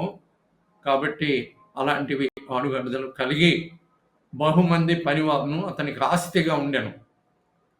So his riches was measured in terms of livestock and was measured in terms of the number of servants he had that time. తూర్పు దిక్కు జనులందరిలో అతడే గొప్పవాడుగా. Was a prince, was a king, అలాంటి మాటలు కూడా మాట్లాడేవాడు ఉన్నారు. Need not be a very very very rich man in the East, Near East, ancient Near East. ఇంకెవ్వరు ఈయన మించిన ఆస్తిపరులు అంటూ లేరు. సో జోబ్, ఆయన యొక్క స్పెషాలిటీ యథార్థవర్తనుడు, ఆయన యొక్క స్పెషాలిటీ న్యాయవంతుడు, ఆయన యొక్క స్పెషాలిటీ దేవుని యందు భయభక్తులు కలిగిన వాడు. అండ్ గ్రేట్ థింగ్, దాన్ని నెగిటివ్ సైడ్స్ చెప్పాలి అంటే చెడుతనాన్ని విసర్జించిన వాడు. అతనికి 7 కుమారులు 3 కుమార్తెలు ఉన్నారు. ఏ రిచ్ మ్యాన్ 7,000 గొర్రెలు, 3,000 ఒంటెలు, 500 జతలు ఎడ్లు, 500 ఆడుగాడిదలు, ఎంతోమంది పనివారు. So very rich man. అతని కుమారులందరూ, ఇదిగోండి రిచ్ అనగానే ఇలాంటి విషయాలు ఉంటాయి. వంతుల చెప్పున అనుదినము ఒకరికొకరు తమ ఇళ్లలో విందు చేయకూడినప్పుడు తమ ముగ్గురు అక్క చెల్లెండ్రు తమతో కలిసి అన్నపానములు పుచ్చుకున్న వాళ్ళని వారిని పిలిపించుచు వచ్చిరి. ఏమంటారు అంటే, అయితే సిస్టర్స్కి పెళ్ళిళ్ళు అయి ఉండవు, వీళ్ళ 7 వాళ్ళంతటా వాళ్ళు విందులు చేయగలిగే ఎబిలిటీలో ఉన్నారు అని అంటే వీళ్ళకి పెళ్ళిళ్ళు అయి ఉంటాయి. సిస్టర్స్ జాబ్ దగ్గరే ఉండుంటారు, పిలిపించుకోవాల్సి వచ్చేది. ఇలాగా పిలిపించుచు వచ్చిరి, ఇలాంటి ఇంటర్ప్రిటేషన్ అనమాట. భోజనం కోసం ఫంక్షన్స్ జరుపుకుంటూ పిలుచుకోవటం, డిన్నర్స్, గ్రాండ్ డిన్నర్స్. ఇక్కడ ఒక న్యాయాధిపతుల్లో జైర్ అనే ఆయన గుర్తు తెచ్చుకోండి. అభిమేలకి తర్వాత యాయిరు 10వ అధ్యాయం 3 నుంచి 5 వరకు ఉంటుంది. ఇతనికి 30 మంది కొడుకులంట. ఏం మాట్లాడకండి. ఎంతమంది కాంక్యుబైన్స్, ఎంతమంది భార్యలు. ఓకే, 30 మంది కొడుకులు అంటే ఈయనకి 30 ఊళ్ళు ఇచ్చేసాడంట వాళ్ళకి. ఒక్కొక్కడికి ఒక ఊరు. వాళ్ళకి ఇంకెంత రిచెస్ అంటే పని లేదు, 30 గాడిదలు ఎక్కి తిరుగుతూ ఉండేవాడంట. 30 మంది గాడిదలు ఎక్కి తిరుగుతూ ఉండేవాడు. వాళ్ళ పర్యటనలే వాడికి ఎంత ధనం అంటే, ఎంత ఆస్తి అంటే ఎంత పెద్ద. ఒక్కొక్కడికి ఒక ఊరు. సో మరి ఏంటంటే న్యాయాధిపతుల టైం కంటే ఏనాటి వాడు అయి ఉండొచ్చు కదా యోబు. ఆలోచించండి. యోబు గ్రంథంలో టెంపుల్ గురించిన ప్రస్తావన ఉందా? లేదు. యోబు గ్రంథంలో ధర్మశాస్త్రం గురించిన ప్రస్తావన ఉందా? లేదు. కాబట్టి ఈయన అబ్రహాం టైం వాడని ఎవరన్నా అంటే ఆశ్చర్యపోవాలా? లేదు, అబ్రహాం కంటే ముందు వాడని అంటే ఆశ్చర్యపోవాలా? యాకోబు టైంలో వాడంటే అసలు ఆశ్చర్యపోకూడదు కదా. కాబట్టి టైమింగ్ అలా గమనించుకోండి. గమనించుకుని ఎప్పుడు రాశారు అంటే అప్పుడే రాశారని అనొచ్చు మనం. లేదా ఈ సెప్టుజింట్ వచ్చే టైం ముందుకే రాసేశారు కాబట్టి ఎంతైనా 200-300 సంవత్సరాల ముందు రాయబడిన గ్రంథం అని తేల్చి మాట్లాడేయచ్చు. 200-300 సంవత్సరాలు, లేదా ఇంకా అబ్రహాం టైం అంటే ఇంకెంత చూడండి, ఎన్ని సెంచరీస్ ముందో. కాబట్టి ఇలాంటివి వచ్చినప్పుడు మనం గమనించుకోవాలా. ఏంటి గమనింపు అంటే, వాళ్ళకే 30 ఊర్లు అంటే ఈయనకి ఏమవుతుంది అప్పట్లో? ఎంత ల్యాండ్. కాబట్టి ఎలా ఇచ్చేసి ఉంటాడో, వాళ్ళు ఎలాంటి ఓనర్సో, వాళ్ళు ఎలాంటి రిచ్ పీపుల్ ఊహించుకోవాలి. ఈ రోజున గ్రేట్ డిన్నర్స్ అంటే ఫామ్ హౌసెస్లో జరుగుతాయంట. మన ఫిల్మ్ స్టార్స్ కానీ, మన పొలిటీషియన్స్ కానీ వీళ్ళ సంగతులు చూస్తే ఆ ఫామ్ హౌస్ గురించి ఎవరన్నా వెళ్ళి చూసిన వాళ్ళు వర్ణిస్తే ఎవరికైనా కానీ కళ్ళు తిరగాల్సిందే. సో మీరు కూడా ఆశపడుతున్నారా? మీరు కూడా అలాంటి డిన్నర్స్ ఇవ్వాలని కోరుకుంటున్నారా? ఇంకా మీలో మీరేనా భోజనాలు? మీలో మీరేనా సందడిలో? మీలో మీరేనా ఆనందం? ఆలోచించండి. అందరూ కలిసి ఈ ఏమంటాం తోబుట్టువులు అందరూ కలిశారంటే ఇంకా ఊళ్ళో ఇంకా వేరే వాళ్ళని పలకరించడానికి టైం ఉండదు. మాట్లాడుకోవటం 3 రోజులు ఊళ్ళో ఉంటారు. ఏం ప్రయోజనం? 3 రోజులు మీలో మీరు మాట్లాడేసుకోవటం, ఆనందం, భోజనాలు, సందడి. మరి ఊళ్ళో వాళ్ళని పలకరించొద్దు, విజిట్ చేయొద్దు? ఇలాంటివి గుర్తుపెట్టుకోండి, కరెక్షన్ తెచ్చుకోవాలా. ఏంటంటే వీళ్ళు ఆనందం చూడండి. వాళ్ళ తమ్ముళ్ళని పిలుచుకుంటాడంట ఆయన, చెల్లెల్ని పిలుచుకుంటాడంట, గ్రాండ్ డిన్నర్ అంట, సెలబ్రేషన్ అంట. I'm not trying to find fault with such living. No please. మనకు అప్లై చేసినప్పుడు ఇది ఫాల్ట్ అవుతుందని నేను చెప్తున్నాను. ఆనాటికి అది చెల్లుబడి అయింది. ఓకే, పిలుచుకుని అన్నపానములు పుచ్చుకునేవాళ్ళని వారిని పిలిపించు వచ్చిరి. వారి విందు దినములు పూర్తి కాగా, అమ్మ పెద్దోడి ఇంట్లో డిన్నర్ అయిందంట. అని అరే అందరూ ఒకసారి రండి అనేవాడు అనమాట. తన కుమారులు పాపం చేసి తమ హృదయంలో దేవుని దూషించరేమో, కర్స్డ్ అని ఉంటుంది ఇక్కడ. ఇది హీబ్రూలో ఏంటి కర్స్డ్ అనే మాట వాడకుండా ఇదేమి ఎక్స్ప్రెషన్ అంటే అది యూఫెమిజం అనొచ్చంట. అంటే ఒకడిని అంటాం, అమ్మా షోకు ఏం అందంగా ఉన్నావురా, లేదా అంటారు అమ్మో వాడు అందం చూడండి అంటారు, అంటే ఏం బాలేడని, కానీ అందం అని వాడతారు. యూఫెమిజం. అలాంటి యూఫెమిస్టిక్ పద్ధతిలో రాశారేమో. కాబట్టి ఈ కర్స్ అనే మాట వాడలా, బ్లెస్ అనే మాట వాడుతున్నాడు హీబ్రూలో. బ్రాక్ బ్లెస్ ఏంటంటే యూఫెమిజం అయి ఉండొచ్చు అని కొంతమంది.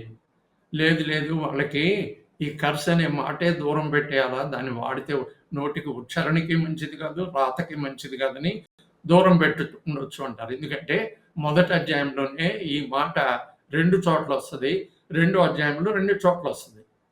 ఆ 4 చోట్ల కూడా బ్లెస్ అనే అర్థం వచ్చేలా ఉంటుంది. ఓకే, ఇలా కర్స్ చేశారేమో దేవుణ్ణి, లెక్కలేని పద్ధతిలో ఎక్కడున్నాడు దేవుడు అంటారు తాగేసి. అలాంటి మాటలు ఏమన్నా మాట్లాడారేమో అని ఉదయాన్నే లేచేవాడంట. వాళ్ళ ఒక్కొక్క నిమిత్తం దహన బలి అర్పించేవాడంట. యోబు నిత్యము అలాగున చేయుచుండెను. అబ్బా, ఆయన ప్రాక్టీస్ చూడండి, ఆయన ఆ పద్ధతి, ఆ రిచువల్ అంటాం, ఆ పద్ధతి చూడండి. ఇది బలి అర్పించేవాడంట. ఆ రకంగా క్లీన్ స్లేట్ పిల్లలకి ఎప్పటికప్పుడు ఆ లెక్కల ప్రకారం తెచ్చేవాడు అనమాట. ఒక్కొక్కడికి క్లీన్ స్లేట్ తెచ్చి, అరే the lord has forgiven you boys, ఒకవేళ I don't know, you might have sinned, I don't know, so I offered a sacrifice, okay go be happy, జాగ్రత్త సుమా అని చెప్పి పంపేసేవాడు. ఈ దహన బలులు అనగానే నోవహు వరకు వెళ్ళిపోండి బాబు. దహన బలులు నోవహు టైం నుంచి దహన బలులే. ఏ రిలిజన్లో అయినా దహన బలి ఏమంటారు దానికి, వెళ్ళిపోండి. బిగినింగ్స్, రిలిజన్స్ యొక్క బిగినింగ్స్ బలులే. నిజమిది. బలులతో మొదలైన మతాలు. Right, see that's his religion. How he was offering sacrifice, you see, that's his religion.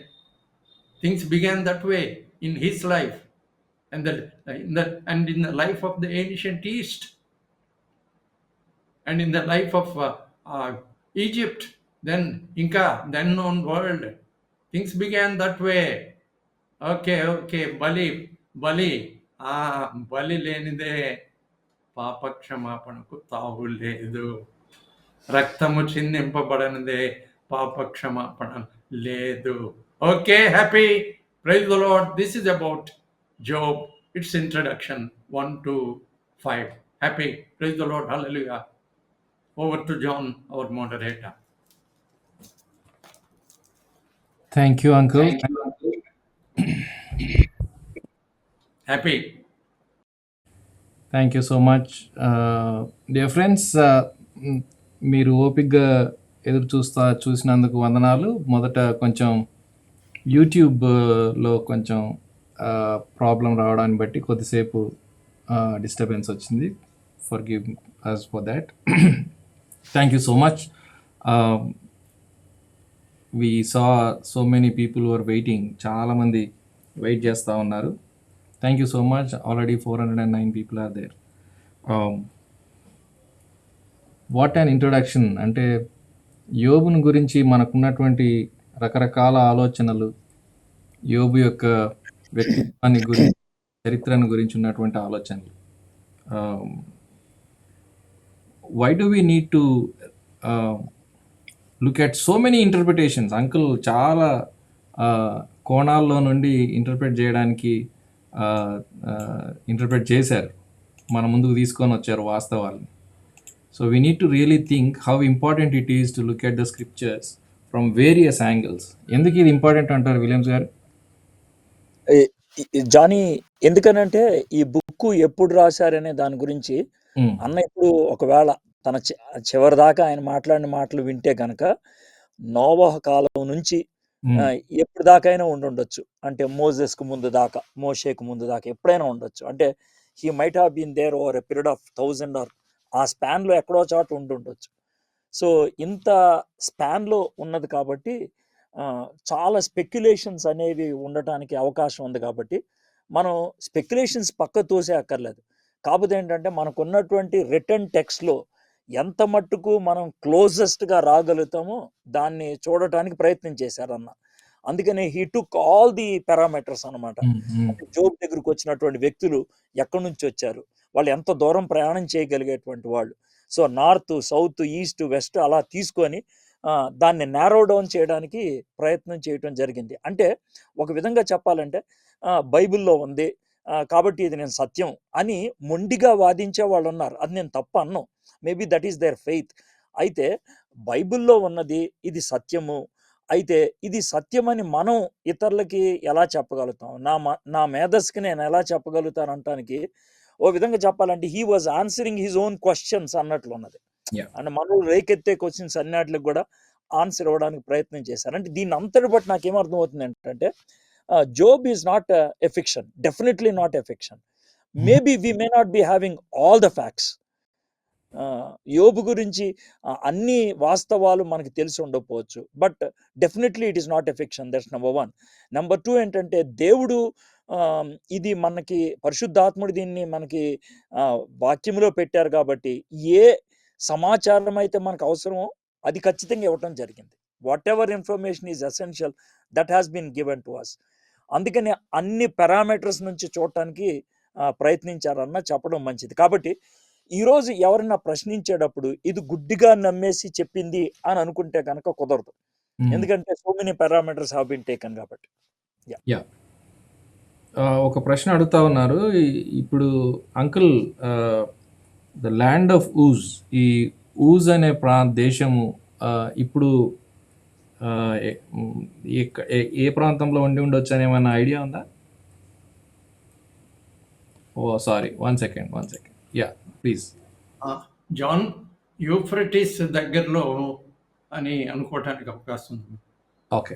అంటే ఎందుకంటే ఎంతైనా కానీ జోర్డాన్కి దగ్గరలో ఉంటేనే వాళ్ళు వచ్చి ఇలా దోచుకుని వెళ్ళిపోయే సంగతులు వాళ్ళ గురించి స్పెసిఫిక్గా ఆ కల్దీయులని రాశాడు కదా. అలాగే వీళ్ళు షెబాయిలు, షెబా, అది షెబా అనేది ఆ ప్రాంతం ఏమో కొంచెం దక్షిణ ప్రాంతం. కాబట్టి ఎంతైనా మరీ దూరం కాకుండా యూఫ్రటీస్ నదికి దగ్గరలో అయి ఉండొచ్చు అన్న. ఇంకొక విషయం ఎడ్వర్డ్ చక్కగా చెప్పాడు. ఏంటంటే యోబు పేరెత్తిన మాటలు మనకి ఏహెచ్కేల్ ఎత్తుతాడు 14:14లోను 14:20లో. ఏహెచ్కేల్ 14వ అధ్యాయం 14వ వచనం 20వ వచనంలో కూడా దేశాన్ని పనిష్ చేయటం విషయంలో దేవుని యొక్క ఉద్దేశం చెప్తూ ఏమంటాడంటే నోవహు, దానియేలు, యోబు అని ఎత్తుతాడు. మనం ఈ దానియేలు అనుకోకూడదు. ఏంటంటే అప్పటికి ఆ ప్రాంతాల్లో ఉన్న దానియేలు గురించిన మాటలుగా అనుకోవాలా. అలాగే ఈయన మన యాకోబు తన పత్రికలో 4వ అధ్యాయం 11వ వచనంలో యోబు సంగతి మీకు తెలుసు కదా. ఆయన ఎంత యోబు యొక్క సహనం ఎంతమా 4:5-11 5 అధ్యాయం 11 వచనం. 5 కాదేమో 4:11 అనుకుంటున్నాను. ఓకే. ఆయన కూడా ఈ జోబు సంగతి ఎత్తుతాడు. ప్రభువు ఆదాం పేరెత్తినప్పుడు ఆదాం ఉండటమే. అలాగే వీళ్ళ పేర్లు ఎత్తినప్పుడు అంటే తర్వాత ఆ పొయిట్రీకి సంబంధించి అది చేర్చారు ఇది చేర్చారు అంటే ఓకే, పర్వాలేదు. కాబట్టి ఊజ్ అనేది ఉంది,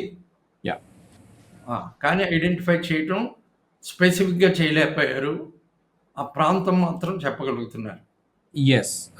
అంటే ఈ పేర్లు మారిపోయినాయి. ఇప్పుడు ఇజ్రాయెల్ వెళ్తే ప్రతిదాన్ని మనం బైబిల్ దగ్గర పెట్టుకుని ఐడెంటిఫై చేసుకోవాలి తప్ప పేర్లు ఎలా మారిపోయినాయి మరి. ఓకే. ఒక కామెంటేటర్ అంటా ఏంటంటే the land of Uz therefore probably lay east of Palestine and north of Edom. Arabia ప్రాంతంలో, ఎదోము అరేబియా ప్రాంతంలో ఉంటుందని నాకు బాగా గుర్తుంది. ఏంటంటే ఈ హోలీ ల్యాండ్ టూర్కి వెళ్ళినటువంటి వాళ్ళకి మస్కట్లో ఆ ఏరియా అక్కడ దిగ్గానే ఫస్ట్ చెప్పేటువంటి ప్రాంతం ఏంటంటే ఇక్కడ యోబు సమాధి ఉంది అని ఒక ప్రాంతానికి తీసుకెళ్తారు. సలాలా సలాలా యా సలాలా సలాల ప్రాంతంలో యోబు సమాధి అక్కడ ఉంది అని చెప్తారు. We don't know how true it is, but అక్కడ ప్రాంతం వారికి అది yeah important place. Yeah Suresh గారు, మీ దగ్గరికి ఒక ప్రత్యేకమైన కోణంలో రావాలనుకుంటున్నాను. ఏంటంటే మీరు ఇంగ్లీష్ పండితులు. ఉస్మానియా యూనివర్సిటీలో యోబు గ్రంథాన్ని పీజీ లెవెల్లో ఒక టెక్స్ట్ బుక్గా చదువుతారు. లిటరేచర్లో ఒక టెక్స్ట్ బుక్గా చదువుతారు. ఆ పుస్తకం నేను చూశాను. అంటే దాంట్లో this is the best literary piece, the oldest literary piece అని చదవడం నేను విన్నాను. చెప్తారా దాని గురించి ఏమైనా ఐడియా ఉంటే?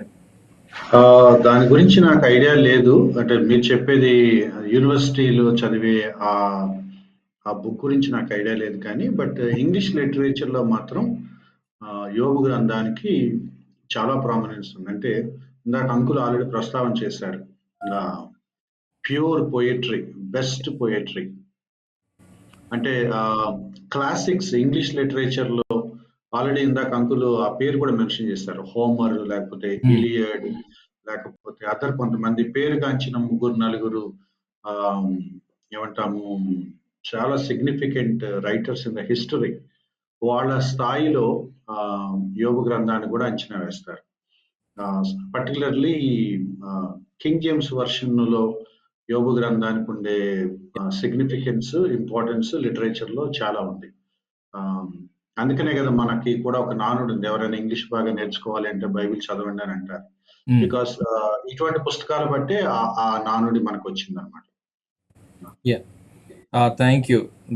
That's true. అంటే ఒక చోట నేను చదివాను ఏంటంటే the first highly philosophical literary piece అని మానవ చరిత్రలో philosophical as well as poetical. Yes, beautiful. ఇంకా మనం లోపలికి వెళ్తా ఉన్న కొద్ది చాలా ఆశగా ఉంది నాకు. ఎందుకనంటే చాలా తీవ్రమైనటువంటి ప్రశ్నలు మనం డిస్కస్ చేయబోతా ఉన్నామని నేను అనుకుంటా ఉన్నా. Uncle, how do you look at this book as a literary piece? Oh sorry, go ahead. చెప్పాను కదా, 28th చాప్టరు అసలు నలవి కానీ. అంటే నేను అప్పట్లో మొదట్లో చదివేప్పుడు అది పొయిట్రీ అనుకోలేదు నేను, కానీ ఆశ్చర్యపోవడం అనమాట అంతగా. తర్వాత the way they put for their argument, దాన్ని లైన్అప్ చేసుకుంటూ వచ్చిన క్లాస్, అది అంటే పొయిట్రీ అనగానే మనం ముఖ్యంగా హీబ్రూ పొయిట్రీ ఈ ప్యారలలిజం పద్ధతిలో ఉంటుందంట. ఈ ప్యారలలిజంలో ఏంటంటే ఒకటేమో సింథటిక్ ప్యారలలిజం పద్ధతి, ఇంకొకటేమో యాంటీథెటికల్ ప్యారలలిజం పద్ధతి. ఒక మాట చెప్తూ దాన్ని మళ్ళీ రీఇన్ఫోర్స్ చేయడానికి వేరే పద్ధతిలో వాడేప్పుడేమో సింథటిక్, ఒక మాట చెప్పి దాన్ని రివర్స్ లో దాన్ని రీఇన్ఫోర్స్ చేయడానికి వాడేదేమో యాంటీథెటికల్. సో ఇలాంటి మరి అవి గమనించి చదివే వాళ్ళకి అది పొయిట్రీ, దాని బ్యూటీ అర్థం అవుతుంది తప్ప ఊరికే మ్యాటర్గా నేను చదివేశాను కాబట్టి నేను చెప్పలేను. మీరు ఇంట్రొడక్షన్ లో ఒక మాట చెప్పారు ఏంటంటే అన్ని ప్రశ్నలకు జవాబులు ఉండవు అని. Very interesting comment. ఎందుకు అలా అన్నారు? మన ముందు దేవుడు బుక్ పెట్టేశాడు కదా, బుక్ చదివేశాం కదా, చదివితే తెలిసిపోయింది కదా. ఇంత why should the innocent suffer అంటే ప్లీజ్ షట్ యువర్ మౌత్ అన్నట్టుంటది ఆఖరికి వచ్చింది.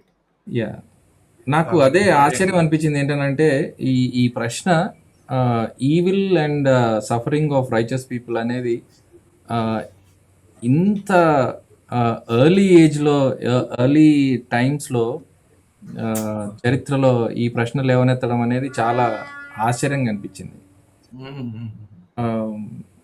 అయినో అంటే మీరు ఇక ముందుకు చాలా ఎక్స్ప్లెయిన్ చేయబోతున్నారు కాబట్టి ఇప్పుడే ఆ డిస్కషన్లోకి పోదలుచుకోవట్లేదు. బట్ మీరు అన్నటువంటి మాట చాలా ప్రాముఖ్యమైంది.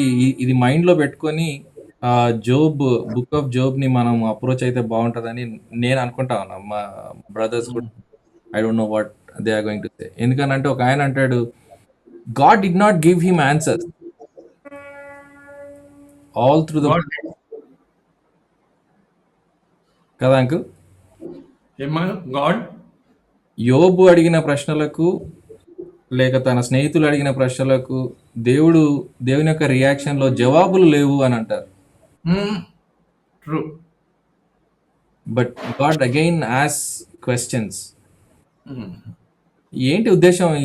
ఇదేమి రెటారిక్ ఈ విధంగా మనల్ని ప్రశ్నలు అడిగినప్పుడు మళ్ళీ ప్రశ్నలు ఎందుకు అడుగుతాడు దేవుడు? చాలా అంటే సర్వసాధారణంగా విశ్వాసికి ఉండే ఉద్దేశం ఏంటి అని అంటే ప్రశ్నలకి జవాబులు రావాల్సిందే.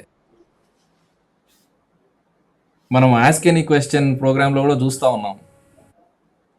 So we want easy answers. So ఈ పుస్తకం నుండి మనం నేర్చుకోవాల్సిన ప్రాముఖ్యమైన అంశాన్ని మీరు మొట్టమొదటినే లేవనెత్తారు. అందుకోసం నేను ఈ ప్రశ్న అడుగుతా ఉన్నా. How to understand this approach of God? ఒకటేమో జానీ, నాకు దీనికి ఇలా ఆన్సర్ ఇవ్వాలనిపిస్తుంది జానీ. ఎవరిదైనా ఇల్లు చాలా సందుల్లో ఉన్నదనుకో జానీ, నీ వాయిస్ పోతే యా అంకుల్ ఏదో చెప్తా ఉన్నారు. Let him complete and then I will come to you. Yeah uncle చెప్పండి. అంటే నాకు గబగబా ప్రశ్నలు వస్తాయేమో అని ముందే ఆ ప్రశ్నలకు బ్రేక్ వేయటం కోసం మేజర్ థీమ్ ప్రజెంట్ చేసేసా. ఓకే. అంటే మీరు we are going to study concepts from the book of Job అని అన్నారు కాబట్టి చాలా ఇంపార్టెంట్ కాన్సెప్ట్ ఇది మీరు చెప్పింది. దేవుణ్ణి అర్థం చేసుకోవడంలో మనకు ఉన్నటువంటి ప్రశ్నలన్నిటికీ జవాబులు రావాలి అని మనం అనుకుంటాం. కానీ దేవుడు ప్రశ్నలకు జవాబులు ఇవ్వకుండా మనల్ని రివర్స్ ప్రశ్నలు అడుగుతాడు అనేది ఈ బుక్ ఆఫ్ జోబ్ లో మనం చూస్తాం. దీన్ని మీరు ఎలా అర్థం చేసుకుంటారు అని నేను అడుగుతాను. అదే అంటే చెప్పాల్సిన మనం మాట్లాడుకుందాం తర్వాత. ఓకే. అంటే తప్పించుకోవడానికి ఏంటంటే అవుట్ ఆఫ్ సిలబస్ ఒక మాట, ఓకే, ఇంకా ఉంది ఇంకొక మాట ఉంది. Right, yeah, right. I agree. Okay, fair enough. Williams గారు. జానీ, నాకు అంటే జోబ్ చాలా క్వశ్చన్స్ అడిగినప్పుడు దేవుడు బ్యాక్ టు బ్యాక్ తన్ని 64 క్వశ్చన్స్ ఇట్ సీమ్స్ అడిగాడు. దేనికి జవాబు చెప్పలేకపోయాడు యోబు. ఫైనల్గా 42nd చాప్టర్లోకి వచ్చేప్పటికి జోబ్ కంక్లూడ్ చేస్తూ వాట్ ఐ అండర్స్టాండ్ ఏంటనంటే, ఇప్పుడు మనం ఎవరన్నా ఇంటికి దారి చెప్తున్నప్పుడు ఒకవేళ చాలా టర్న్స్ ఉన్నాయి అనుకోండి, మనం చాలా కన్ఫ్యూజ్ అయిపోతాం. మనం ఏం ఎక్స్పెక్ట్ చేస్తామంటే, instead of he giving me the directions, how it would be if he come with me. ఇంకా అప్పుడు మనకు క్వశ్చన్సే ఉండవు, ఎందుకంటే I will be walking with him.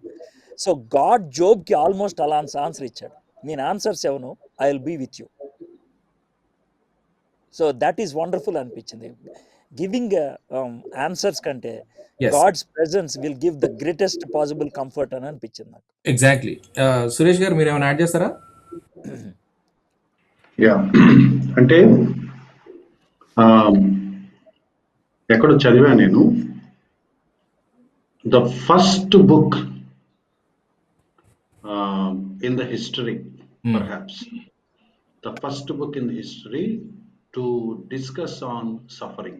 Yes. అది కూడా from God's perspective, అది కూడా ఒక క్రిస్టియన్ పర్స్పెక్టివ్ లో, why we suffer, why innocent people suffer, లేదా why believers suffer, why Christians suffer. దీనికి ఎప్పుడో కొన్ని వేల సంవత్సరాల క్రితమే దేవుడు చాలా స్పష్టంగా, చాలా ప్రొఫౌండ్ ఫిలసాఫికల్ గా, పొయిటికల్ గా ఒక గ్రంథాన్ని రాసి పెట్టడం చాలా ఆశ్చర్యం. అంటే ఒక great important lofty noble theme ని, ఒక ఇంపార్టెంట్ సీరియస్ టాపిక్ ని లేఖనాలు పూర్తిగా తయారవ్వక మునిపే ఒక బుక్ రాసి పెట్టేయటం అంటే దేవుడు ఎంత ముందు చూపుగా దాన్ని పెట్టాడంటే మన పర్స్పెక్టివ్స్ అక్కడి నుంచి తయారవ్వాలని దేవుడు కోరుకుంటున్నాడని మనకు అనిపిస్తుంది. మనం ఏం చేస్తామంటే అట్లాంటి పుస్తకాలు పక్కన పెట్టేసి మనం ఏదో మనకు తోచినట్టుగా చేసుకొని ఆ బిగ్ క్వశ్చన్ వై అనేది పెట్టుకొని లైఫ్ అంతా గడిపేస్తూ ఉంటాం. సో అదొక ఇంపార్టెంట్ పాయింట్. రెండోది అంటే మనం లాస్ట్ చాప్టర్ గురించి మాట్లాడుకోవటం కంటే కూడా మనం ఇప్పుడు అంకుల్ డిస్కస్ చేసిన అంకుల్ ఎక్స్ప్లెయిన్ చేసిన దాంట్లో నాకు సర్ప్రైజింగ్ గా అనిపించిన ఎలిమెంట్ ఏంటంటే బలు అర్పించడం అంటే మాట వరుసకి నోహో దగ్గర నుంచి అని అనుకున్నా, లేకపోతే మోషే వరకు అని అనుకున్నా కూడా అన్ని కాలాలలో లేకపోతే పర్టికులర్లీ ఆ రోజుల్లో అన్ని ప్రాంతాల్లో కూడా అన్ని జాతుల్లో కూడా రక్తం చిందించకపోతే పాప క్షమాపణ లేదు అనే కాన్సెప్ట్ ని ప్రజలకు అర్థమయ్యేలా దేవుడు చేయటం, దాన్ని వాళ్ళు అర్థం చేసుకోవటం, కొంతమంది దాన్ని పాటించటం, need to be forgiven by God, లేకపోతే the need to be atoned for, ఈ ట్రూత్ ప్రపంచంలో అన్ని కాలాల్లో దేవుడు దాన్ని రివీల్ చేయటం చాలా ఆశ్చర్యంగా అనిపించింది. అంటే దట్స్ వేర్ వి బిగిన్. అది యోబు నీతిమంతుడే, బట్ స్టిల్ ఆయనకి క్షమాపణ అవసరం. మనం అనుకునేలాగా ఏ పాపమో లేని పరిపూర్ణమైన హోలియెస్ట్ మ్యాన్ కాదు యోబు. ధర్మశాస్త్రాన్ని పాటించే నిబద్ధత కలిగిన వాడు, ఇన్ దట్ వే నీతిమంతుడు. సో తనకి కానీ తన పిల్లలకి కానీ పాప క్షమాపణ, ప్రాయశ్చిత్తము, బలులు, క్షమించమని అడగటాలు అవసరమే. That's where the book of Job begins. అది నాకు చాలా ఇంట్రెస్టింగ్ గా సర్ప్రైజింగ్ అనిపించింది. ఎస్,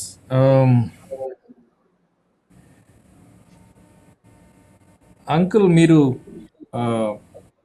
యోబు క్యారెక్టర్ గురించి మాట్లాడుతూ చాలా ఇంట్రెస్టింగ్ కామెంట్స్ చేశారు. నీతిమంతుడు, యథార్థవంతుడు, పాపం లేనివాడు. ఈ మూడు డిఫరెన్సెస్ మీరు తీసుకురావాలని ప్రయత్నించారు. అదే పాపం లేనివాడు అని ఇప్పుడు సురేష్ చెప్పేశాడు కదా, చెప్పాడు ఇప్పుడు ఏమని అంటే అప్పటికి కన్ఫార్మిటీ. సో తనకి ఏదైతే ప్రత్యక్షత ఇవ్వబడిందో దానికి కన్ఫామ్ అయిపోతున్న వాడుగా నీతిమంతుడు. అలాగని పాపం లేనివాడు కాదు. కాబట్టే మనకి ఈ రోజున సువార్త యొక్క సంగతి అర్థమైంది ఏంటంటే ఈ పాప క్షమాపణ అనేది దేవుడిచ్చేది. సో నీతి అనేది భూమి మీద మనం కనుపరచాల్సింది. సో పాప క్షమాపణ కోసం సువార్త ఫైనల్. అది నేను ఆ రకమైన క్లారిటీ ఇచ్చాను ఇందాక చెప్పినప్పుడే. కరెక్ట్. కాబట్టి Job is not sinless, is only ఏమంటామంటే he was faithful to what he received from God. అయితే కొంతమంది ఇది ఫిక్షస్ బుక్ అని చెప్పడానికి గల కారణం ఏంటంటే మీరు అంటే మనకి ఇంకా ముందుకు రాబోతా ఉందనుకోండి, సాతానుతో ఉన్నటువంటి డిస్కషన్. కానీ మీరు విలియమ్స్ గారు చాలా ఖచ్చితంగా ఇది ఫ్యాక్చువల్ అని చెప్పారు. దానికి ఏమైనా అభ్యంతరాలు వస్తాయేమో నాకు అనిపిస్తుంది.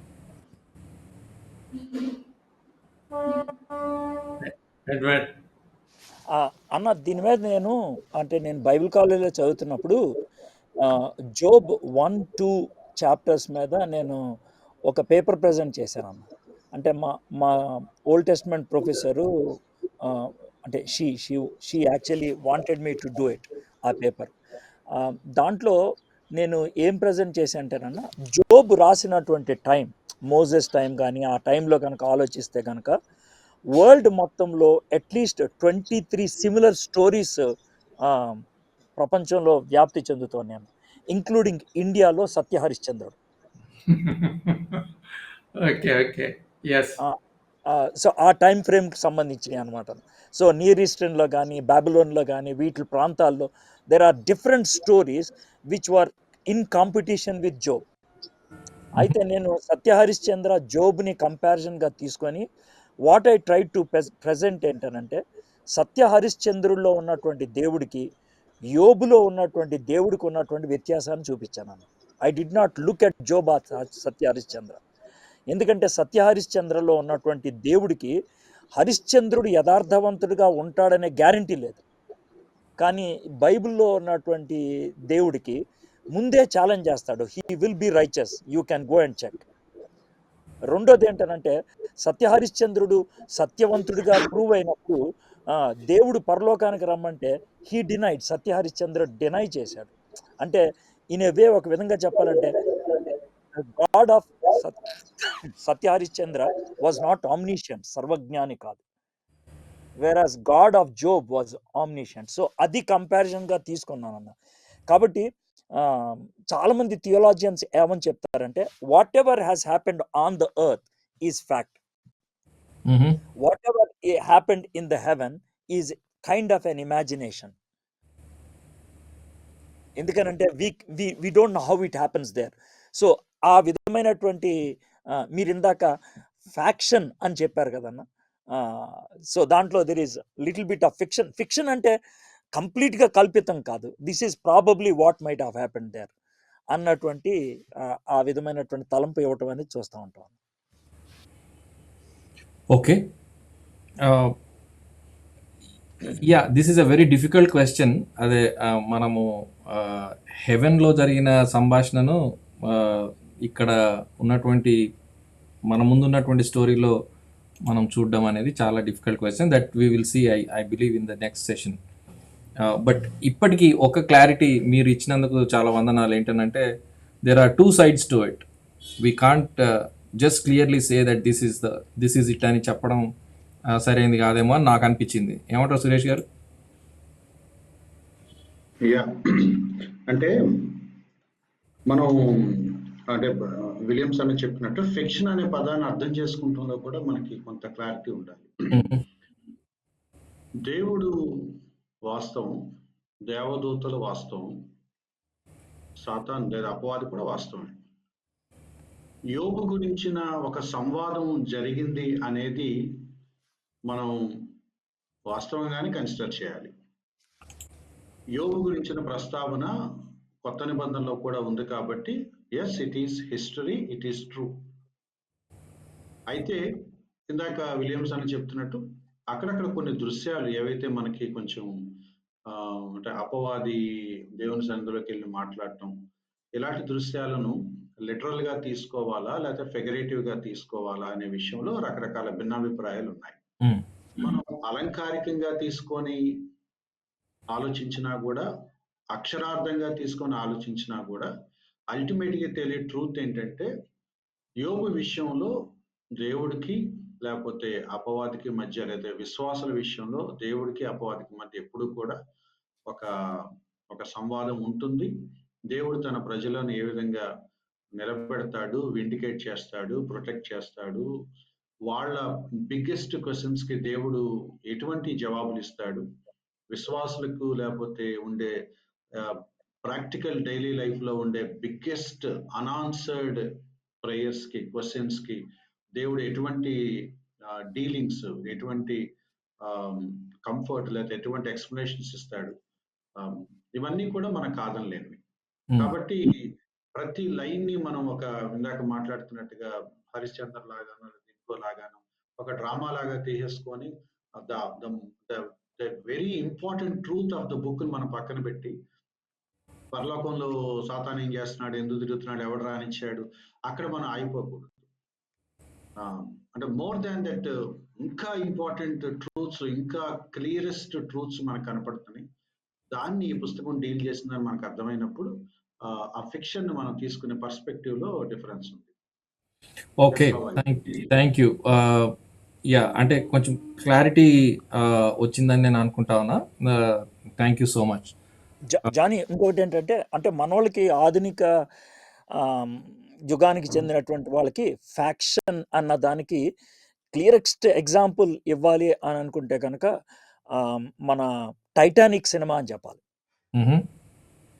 నేను ఎందుకని టైటానిక్ సినిమా అంటున్నానంటే, దాంట్లో షిప్ రెక్ అనేది ఫ్యాక్ట్ అయితే దాని మీద వాళ్ళు రొమాంటిక్ సీన్స్ ఏదైతే లేకపోతే రొమాంటిక్ స్టోరీ ఒకటి క్రియేట్ చేశారో అది fiction. So so that is how we can understand not, so that people can understand. I'm giving an example. Okay, fair enough. అంటే we're looking at the concepts in the book of Job. మనము book of జోబ్లో ఉన్నటువంటి కాన్సెప్ట్స్ని మనం study చేస్తూ ఉన్నాం. Therefore it is important for us to discuss. వీటిపైన clarity మనకు ఉండడం చాలా చాలా అవసరం. యా, కమింగ్ టు కుటుంబం గురించి మీరు చెప్తా ఉన్నప్పుడు అంకుల్ చాలా అఫ్ కోర్స్ ఇప్పుడు మోడర్న్ ఫ్యామిలీస్కి ఈ కుటుంబం అర్థం అవ్వడం కొంచెం కష్టమే అనుకోండి. ఒక ప్రశ్న లేవనెత్తారు, సంబడి ఆల్సో కామెంటెడ్, ఏంటనంటే ఇది 2-3 చోట్ల నేను చదివాను. ఏంటనంటే, was Job a self righteous person? Why did he give, అంటే తను చేసిన బలులు తన పిల్లల కోసం చేశాడు కానీ తన కోసం చేసినట్టుగా ఎక్కడ లేదు, ఎందుకని?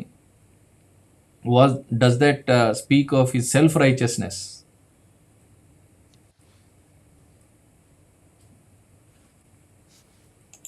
కాబట్టి అంటే తనకి తెలిసిన తను దేవుడి నుంచి ప్రత్యక్షతగా కలిగి ఉన్న లాకి కన్ఫామ్ అవుతున్నాడు కాబట్టి తన విషయం తనకు డౌట్ లేదు. ఆ పద్ధతిలోనే ఆర్గ్యూ చేసుకుంటూ వస్తాడు. తర్వాత చూస్తాం మనం ఆ విషయంలో దేవుడు కూడా. Okay, out of yeah brothers, మీరు ఏమైనా యాడ్ చేస్తారా? Yeah right, go ahead Suresh గారు. మనం ఇప్పుడు మాట్లాడుకుంటున్న మాట అంటే ఫ్యాక్ట్ లేదా ఫిక్షన్, ఫ్యాక్షన్ గురించి మనం మాట్లాడుతున్నప్పుడు the way the first chapter is presented మనం అర్థం చేసుకోవాలి. దాన్ని మనం ఒక హిస్టారికల్ కోర్టు స్టేట్మెంట్ లాగా ఎవ్రీ లైన్ అక్కడ ఉంది, ఇది లేదు కాబట్టి జరగలేదు, ఇది ఉంది కాబట్టి, that's not how you read the Bible. అంటే చాలా బ్రీఫ్ గా తన కొడుకుల ప్రస్తావన, కూతుల ప్రస్తావన చెప్పారు. దాని అర్థం మరి ఆయన చేయలేదు, మరి ఆయన భార్య గురించి కూడా చేసినట్టు మరి మనకి ఇప్పుడు ఇవన్నీ తీసుకొని మనం రంధ్రాన్వేషణ చేయకూడదు. అంటే the purpose of the text ఏంటి, ఏ పాయింట్ చెప్తూ ఏ పాయింట్ కి డ్రైవ్ చేస్తూ ముందుకు ఎలా వెళ్తున్నాడు అది మనం చూడాలి. అంతేగాని కొడుకుల గురించి ఉంది, మిగతాది లేదు కాబట్టి ఈయన బలార్పించలేదు. మేబీ ఇలా అనుకోవచ్చు, ఇంత తెలిసిన ఆయన తన గురించి బలార్పణ చేసుకోకుండా ఎలా ఉంటాడు? కొడుకుల గురించి ఇంత వరి అవుతున్న ఆయన తన పర్సనల్ లైఫ్ ని పట్టించుకోకుండా ఎలా ఉంటాడు? అలా పట్టించుకొని ఆయన నీతిమంతుడు, అప్రైట్, ఇంటిగ్రిటీ మెయింటైన్ చేస్తున్న వ్యక్తి అని ఎలా అంటది బైబిల్? కాబట్టి we need not stretch those things. బలవంతంగా దాన్ని లాగాల్సిన పని లేదు. డెలిబరేట్ గా చాలా చాలా క్లియర్ గా బ్లాక్ అండ్ వైట్ బైబిల్ చెప్పింది. తను దేవుడి విధానాలని వెంబడించే నీతిమంతుడు, భక్తిపరుడు, యెహోవా పట్ల, దేవుని పట్ల భయం కలిగిన వాడు, చెడుతనాన్ని విసర్జించిన వాడు, ఇన్ని క్వాలిటీస్ ఉన్న వ్యక్తి తన పర్సనల్ లైఫ్ ని చెక్ చేసుకోకుండా సెల్ఫ్ రైచియస్ గా ఉంటాడు, అట్లా అనుకోవాల్సిన పని లేదు. అయితే అంకుల్ చెప్పినట్టు కమింగ్ చాప్టర్స్ లో కొన్ని చోట్ల తను మాట్లాడే విధానంలో ఆ సెల్ఫ్ రైచియస్నెస్ యాటిట్యూడ్, నేనేమీ చేయలేదు, నేను ఒక విక్టిమ్ని, నేను అన్యాయంగా బలైపోతున్నాననే ఒక క్రైలో ఆ సెల్ఫ్ రైచియస్ టోన్ తీసుకొని కొంతమంది సెల్ఫ్ రైచియస్ అనే ఎక్స్ప్లెనేషన్ చేశారు. Of course it is true, but దాన్ని మనం స్ట్రెచ్ చేసి ఫస్ట్ చాప్టర్ నుంచి మనం మాట్లాడుకుంటూ వెళ్ళాల్సిన అవసరం లేదు. Right Johnny, I have an answer for that Johnny. ఇప్పుడు సెల్ఫ్ రైచస్ అనే మాట బైబిల్లో ఎవరికి వాడతారు, అది జోబుకి వర్తిస్తుందా అనేది మనం కంపేర్ చేస్తే సింపుల్గా అయిపోతాను. లూక్ 18లో ఫారసీ సెల్ఫ్ రైచస్నెస్ ఉపయోగించాడు. ఆయన చెప్పాడు, అంటే సమరేయుడును తర్వాత ఈ సుంకరిను పరిసేయుడు ప్రార్థన గురించి చెప్తా ఉంటాడు కదా. ఈ పరిసేయుడు సెల్ఫ్ రైచస్నెస్ లో ఎప్పుడు కూడా ఉండేది ఏంటంటే తాను ఏం చేస్తాడు ఇన్ కంపారిజన్ విత్ అదర్స్ చెప్తా ఉండేవాడు. సెల్ఫ్ రైచస్ పర్సన్ ఎప్పుడు కూడా తన్ని హైలైట్ చేసుకుంటాడు, ఇతరుని ఖచ్చితంగా క్రిటిసైజ్ చేస్తాడు. యోబు ఎక్కడా కూడా ఇతరుని క్రిటిసైజ్ చేసినట్లు అంత కనబడదు. అంటే ఒక విధంగా చెప్పాలంటే తాను ఏం చేశాడో యథార్థంగా చెప్పాడు, this is what I did, this is what I did. He's least bothered about ఆడు అలా చేయలేదు నేను ఎలా చేశాను, వాడు అలా చేయలేదు నేను ఎలా చేశాను. He was not doing in comparison with others. తనకు తెలిసిన లాని తాను ఫుల్ఫిల్ చేస్తున్నాడా లేదా చెప్పుకుంటూ వచ్చాడు. So he was actually declaring his life rather than saying that I'm righteous because of this అనేసి. So you cannot call him as self righteous, అంటే ఆ కేటగిరీలో పెట్టడానికి వీలు లేదు, ఎందుకంటే హీఈస్ నాట్ క్రిటిసైజింగ్ అదర్స్ కాబట్టి. Okay, yeah. సో అంటే ఇక్కడ ఉన్నటువంటి ఆ 3 మాటలను వాటి డెఫినిషన్ మనం అర్థం చేసుకోవడం చాలా ఇంపార్టెంట్ అని విషయం కోసం ఈ ప్రశ్న లేవనెత్తాను. ఎందుకనంటే యథార్థవంతుడు అంటే ఎవరు, నీతి గలవాడు అంటే ఎవరు, ఎలా ఉంటారు అంటే in God's perspective what is the definition of these words. మన పర్స్పెక్టివ్లో టోటల్గా డిఫరెంట్గా ఉండొచ్చు కదా. అంకుల్ మీరేమంటారు? కన్ఫార్మిటీ అది ఏంటంటే ఏనాటి ప్రత్యక్షత ఆనాటికే, లేదా ఏ స్థాయి ప్రత్యక్షత ఆ స్థాయికే. సో ఏ ప్రత్యక్షత అయితే తను కలిగి ఉన్నాడో దానికి లోబడినవాడు జోబ్, అది అతని నీతి. ఓకే, మనం అంటే ఫ్రమ్ న్యూ టెస్ట్మెంట్ పర్స్పెక్టివ్లో లేదా న్యూ టెస్ట్మెంట్ని we should not read into Job అనిపిస్తుంది నాకు. ఇక్కడ మనం మాట్లాడుకునేప్పుడు నీతిమంతుడు అనగానే కంప్లీట్ వేరే అర్థాలు ఉన్నాయి. అక్కడికి ఆ లెవెల్కే ఆలోచించాలి తప్ప న్యూ టెస్ట్మెంట్ని should not read into such situation. అంటే కొంచెం ఎక్స్ప్లెయిన్ చేస్తారా uncle, how not to read? ఇప్పుడేమో మనకి నీతిమంతుడు అనగానే మనకి సువార్త జ్ఞాపకం వచ్చేస్తుంది, ప్రభు క్షమించడం గుర్తొస్తుంది, సో సెయింట్స్ అని పౌలు మనల్ని పిలవటం గుర్తొస్తుంది, అవన్నీ గుర్తొస్తాయి. గుర్తొచ్చి అప్పటికి నీతిమంతుడు అని అనేసరికి మనం ఏదో క్షమింపబడిపోయిన వాడుగా, అలాగా క్షమింపబడిపోవటం అనే కాన్సెప్ట్ అప్పుడు ఏం కాదు. క్షమాపణ అనేది ఎప్పటికప్పుడు మనదేమో ఇది బ్లాంకెట్ క్షమాపణ. ఇది మన యొక్క ఏమంటాం, మన గిల్ట్ విషయంలో, మన యొక్క పనిష్మెంట్ విషయంలో బ్లాంకెట్ క్షమాపణ. ఇది అప్పటికి అది బ్లాంకెట్ క్షమాపణ కాదు, ఎప్పటికప్పుడు వాళ్ళు బదిలించుకుంటూ ఉండాల్సిందే. కాబట్టి ఆయన తన కొడుకుల విషయంలో డౌట్ వచ్చింది, అది కూడా వాళ్ళు చేశారు అని కాదు, చేసి ఉంటారేమో అని, తను దేవుణ్ణి దూషించి ఉంటారేమో అని. ఓకే, కాబట్టి తన విషయంలో కూడా అలాంటి ఆలోచన వస్తే మన ఈయన అన్నట్టు, సురేష్ అన్నట్టు, తను కూడా తన విషయంలో బలి అర్పించుకుని ఉంటాడేమో. అది రాయబడలేదు కదా. ఓకే, తను జాగ్రత్త పడిందల్లా, అందుకే దేవుడు అంత గట్టిగా చెప్పేశాడు ఏంటంటే ఏ లెవెల్ ప్రత్యక్షతకి ఆ లెవెల్కి లోబడిపోయాడు.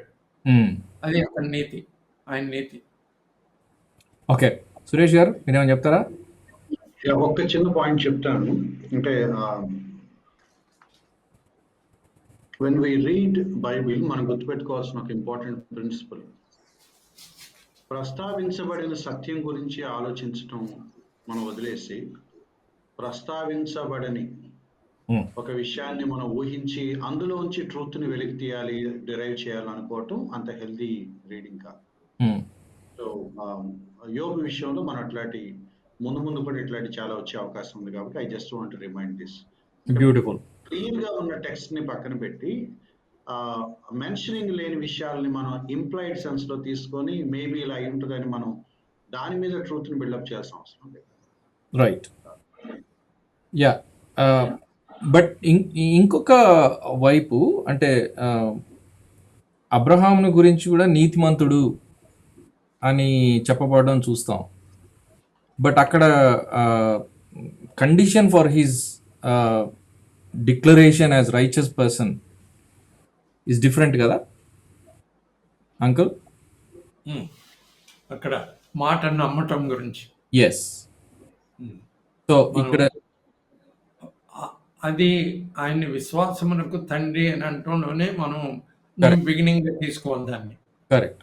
సో అంటే మీరు అన్నటువంటి ఆ పాయింట్కి అంటే మీరు పాపం లేనివాడు కాదు అన్నటువంటి ఆ విషయానికి, పాపం లేనివాడు కానివాడిని దేవుడు ఎలా నీతిమంతుడు అంటాడు అనేటువంటి ప్రశ్న వచ్చే ఆస్కారం ఉంది. కాబట్టి ఈ క్వశ్చన్ రేజ్ చేశాను.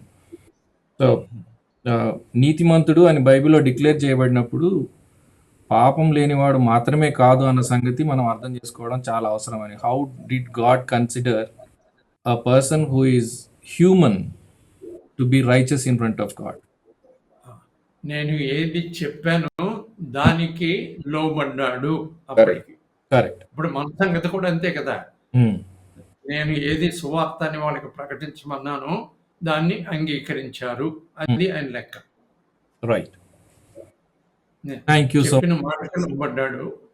అబ్రహాం ఏమో నేను చెప్పిన మాట నమ్మాడు. మన విషయంలోనేమో నేను ప్రకటించమన్న చెప్పిన సువార్తను అంగీకరించారు. అలాగా ఎక్కడికక్కడ ఆయనకి సంబంధించే. రైట్. జానీ, అబ్రాహం కంటే ముందు నోవహును కూడా రైచస్ అని డిక్లేర్ చేయడం జరిగింది. ఎందుకు అని అంటే కనుక దేవుడు వర్షం కురిపిస్తాను, పడవ కట్టానంటే కనుక నావ కట్టంటే కట్టేశాడు. So his implicit obedience to build an ark, God considered that as righteousness. దేవుడు దాన్ని నీట్గా ఎంచడం జరిగింది. అంటే ఇప్పుడు ప్రజలకు ఈజీగా అర్థం అవడానికి, ఇప్పుడు మనం 1వ క్లాస్ బాబు ఎవరన్నా ఎక్సలెంట్గా చదువుతున్నాడు, హీఈస్ వెరీ ఇంటెలిజెంట్ అని అంటే కనుక ఆయన్ని ఎక్సలెంట్, ఇంటెలిజెంట్ అని 1వ క్లాస్లో ఎందుకు అన్నారంటే రైమ్స్ అన్ని బాగా చెప్పాడు కాబట్టి. వాడు 10వ క్లాస్కి వెళ్ళి రైమ్స్ చెప్తే ఎక్సలెంట్ అనరు. 10వ క్లాస్కి వెళ్ళినప్పుడు 10వ క్లాస్ లెవెల్లో he has to prove himself. So సింపుల్గా చెప్తాను అంటే amount of information and amount of application, if they go in parallel, that person is called righteous. Yeah, thank you so much. అంటే ఒక రాబై దీన్ని బ్యూటిఫుల్గా ఎక్స్ప్లెయిన్ చేస్తూ చెప్పినటువంటి ఒక సందర్భం ఏంటంటే, righteous in the making and righteous as declared. ఈ డిఫరెన్స్లో మనం చూస్తే బాగుంటుంది అని చెప్పినప్పుడు నాకు చాలా యూస్ఫుల్గా అనిపించింది. అంటే ఇప్పుడు మనము మన జీవితాలను కంటిన్యూయస్ టెన్స్లో మనం చూస్తూ ఉన్నాం.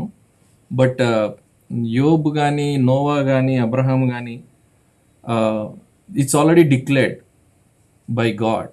సో ఆ కోణంలో కూడా మనం ఆలోచిస్తే బాగుంటుందేమో అని నేను ఈ ప్రశ్న అడుగుతా ఉన్నా.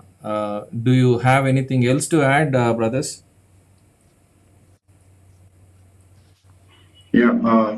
అంటే మీరు చెప్పిన దాన్ని సమప్ చేసి మేబీ నాలాంటి మైండ్ సెట్ వాడు అని ఉంటారేమో.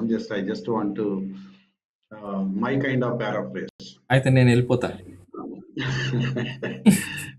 హెబ్రీ పత్రిక అధ్యాయం అంతా కూడా ఒకే కాన్సెప్ట్ ఏంటంటే, దేవుని మాటను నమ్మి దేవునికి విధేయత చూపించడం.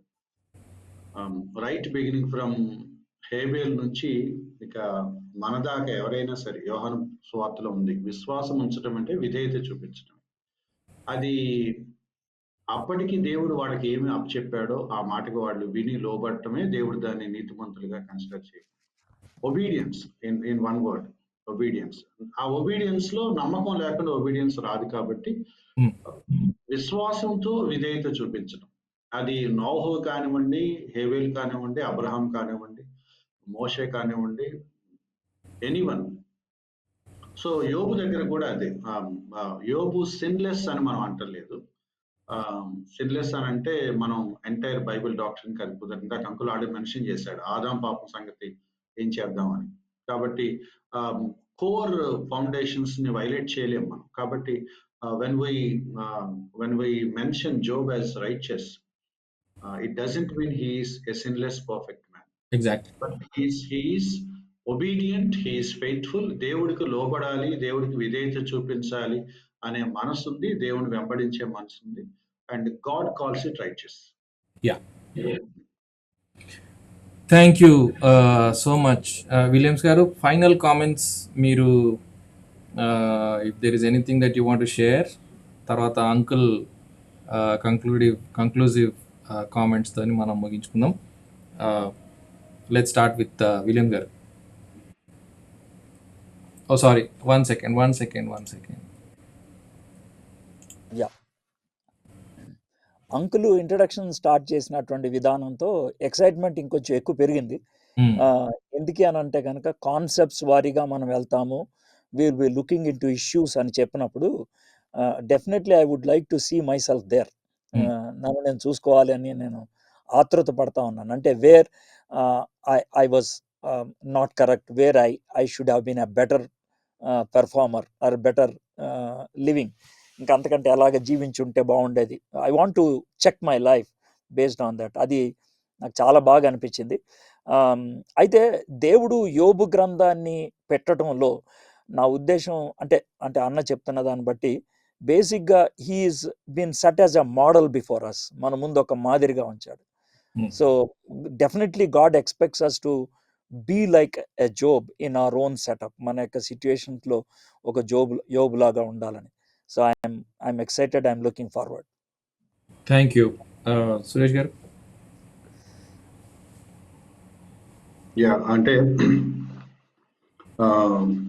3 పాయింట్స్ నేను షేర్ చేసుకోవాలనుకుంటున్నాను. ఒకటి,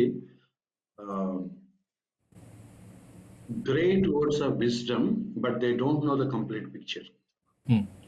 అంకుల్ చెప్పిన మాట. అంటే యోబు స్నేహితులు కానీ యోబు కానీ ఇంక్లూడింగ్ యోబు, వీళ్ళ మాటల్లో చాలా జ్ఞానం ఉంది.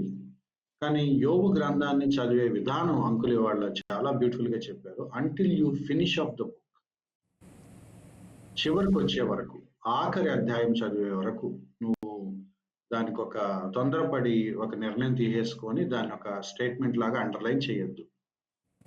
Because you don't know the complete picture. ఎందుకంటే ఆ బుక్ చదవాల్సిన పద్ధతి అది. ఎందుకు ఈ మాట నాకు చాలా నచ్చింది అంటే, చాలా మంది యోబు గ్రంథం చదివేటప్పుడు ఒక్కొక్క అధ్యాయం ఒక్కో రోజు చదివే వరుస క్రమంలో ఈ రోజు నాతో మాట్లాడు ప్రభు అని చెప్పేసి ఆ అధ్యాయంలో ఏదో కనపడితే దాన్ని తీసేసుకొని అవుట్ ఆఫ్ కాంటెక్స్టో లేకపోతే వాళ్ళ సిచ్యువేషన్ కి సింక్ అయ్యేలాగో తీసుకొని దాన్ని ఒక ప్రిన్సిపల్ లాగా చేసేసుకొని ఫాలో అయ్యే ఒక పద్ధతి. అది చాలా important point. That doesn't give you the complete picture. It is of course of wisdom but it is not of big picture. కాబట్టి ఆ బిగ్ పిక్చర్ నీ తెలియకుండా ఇంటర్ప్రిట్ చేసి, ఆ బిగ్ పిక్చర్ నీకు అర్థం కాకుండా దాని ప్రామిస్ అనుకొని, గైడెన్స్ అనుకొని, this is my beacon light అని అనుకుంటే కనుక మనం పొరపాటు చేసే అవకాశం ఉంది. That's very very important. So my humble request is we'll wait for the last chapter until we get the big picture so that we can come to some profound conclusions. That's the first takeaway. Second one, దానికి related గా uncle చెప్పింది, we don't have all the answers. We don't have అన్నిటికీ ఆన్సర్లు expect చేయొద్దు. దేవుడు ఈ పుస్తకం ద్వారా మనకి ఏం నేర్పిస్తాడో అవి మనం నేర్చుకోవటానికి రెడీగా ఉంటే బాగుంటుంది. నాకు కావాల్సినవన్నీ ఇందులో ఎత్తుక్కునే ప్రయత్నం అది మంచిది కాదని నాకు అనిపించింది. లాస్ట్ వన్ ఏంటంటే, యోబు లాంటి వ్యక్తే పాప క్షమాపణ అవసరం అని గుర్తించి దాన్ని కోరుకున్నప్పుడు, హౌ అబౌట్ us? అంటే చెడుతనమును విసర్జించిన వాడు, దేవునికి భయపడిన వాడు, నీతిమంతుడు, భక్తి కలిగిన వాడు, అటువంటి వ్యక్తే I need forgiveness of God అని రియలైజ్ అయినప్పుడు, అండ్ మన విషయంలో ఇంకెంత ఎక్కువగా ఉండాలి. So these are the 3 takeaways today from the lesson. Thank you so much uncle. Thank you Edward, thank you Suresh. ఒకటి మన వాళ్ళకి పదే పదే వచ్చే ఇబ్బంది ఏంటంటే, సువార్త కంటే ముందు వాళ్ళ సంగతి ఏంటి అని. అది ఏ లెవెల్ రెవల్యూషన్ దేవుడు ఇచ్చాడో ఆ లెవెల్కి వాళ్ళు లోబడినప్పుడు దేవుడు వాళ్ళని ఓకే చేయటం విషయంలో మనం ఏమీ ఆశ్చర్యపోకూడదు. మనం దానికి ఏమీ క్వశ్చన్ వేయాల్సిన అవసరం లేదు. కాబట్టి సృష్టి ఆది నుండి ప్రభు యొక్క సువార్త ప్రకటించబడే వరకు కూడా ప్రత్యక్షతను అనుసరించే తీర్పు, revelation to the extent the revelation is given to them, the judgment commensurate with it అనేది ఒక ప్రిన్సిపల్. అది ఆ లెవెల్కే జడ్జ్మెంట్. కాబట్టి లేదా మనం ఏం చేయాల్సి వస్తుందంటే, సువార్త నమ్మిన నువ్వు నేను క్షమింపబడి రక్షింపబడ్డాం, మిగతా వాళ్ళందరూ నరకానికి. ఎంత అబద్ధం, మోసం అది. బైబిల్ గ్రంథం యొక్క సత్యం అది సత్య దూరం అయిపోద్దారన్నమాట. ఓకే, కాబట్టి మనం హ్యాపీగా యోబు ఆయన యథార్థవంతుడు, న్యాయవంతుడు, ఆయన చెడుతనాన్ని విసర్జించినవాడు, దేవుని యందు భయభక్తులు కలిగినవాడు, దాన్ని ఓకే చేసేద్దాం. Okay, happy about job and his life to ఈ ఎక్స్టెంట్కి. Okay, thank you so much uncle, thank you. కొన్ని ప్రాముఖ్యమైన కాన్సెప్ట్స్ మీరు రేజ్ చేసింది నా చెవుల్లో గింగురమంటా ఉంది. ఒకటి ఏంటంటే, సురేష్ గారు చెప్పినట్టు ప్రశ్నలన్నిటికీ జవాబులు రాకపోవచ్చు. But what is our faith anchored upon అనేది ప్రశ్న. యోబు అడిగిన ప్రశ్నలన్నిటికీ జవాబులు రాలేదు కానీ ఆయన విశ్వాసం దేనిపైన, దేన్ని బట్టి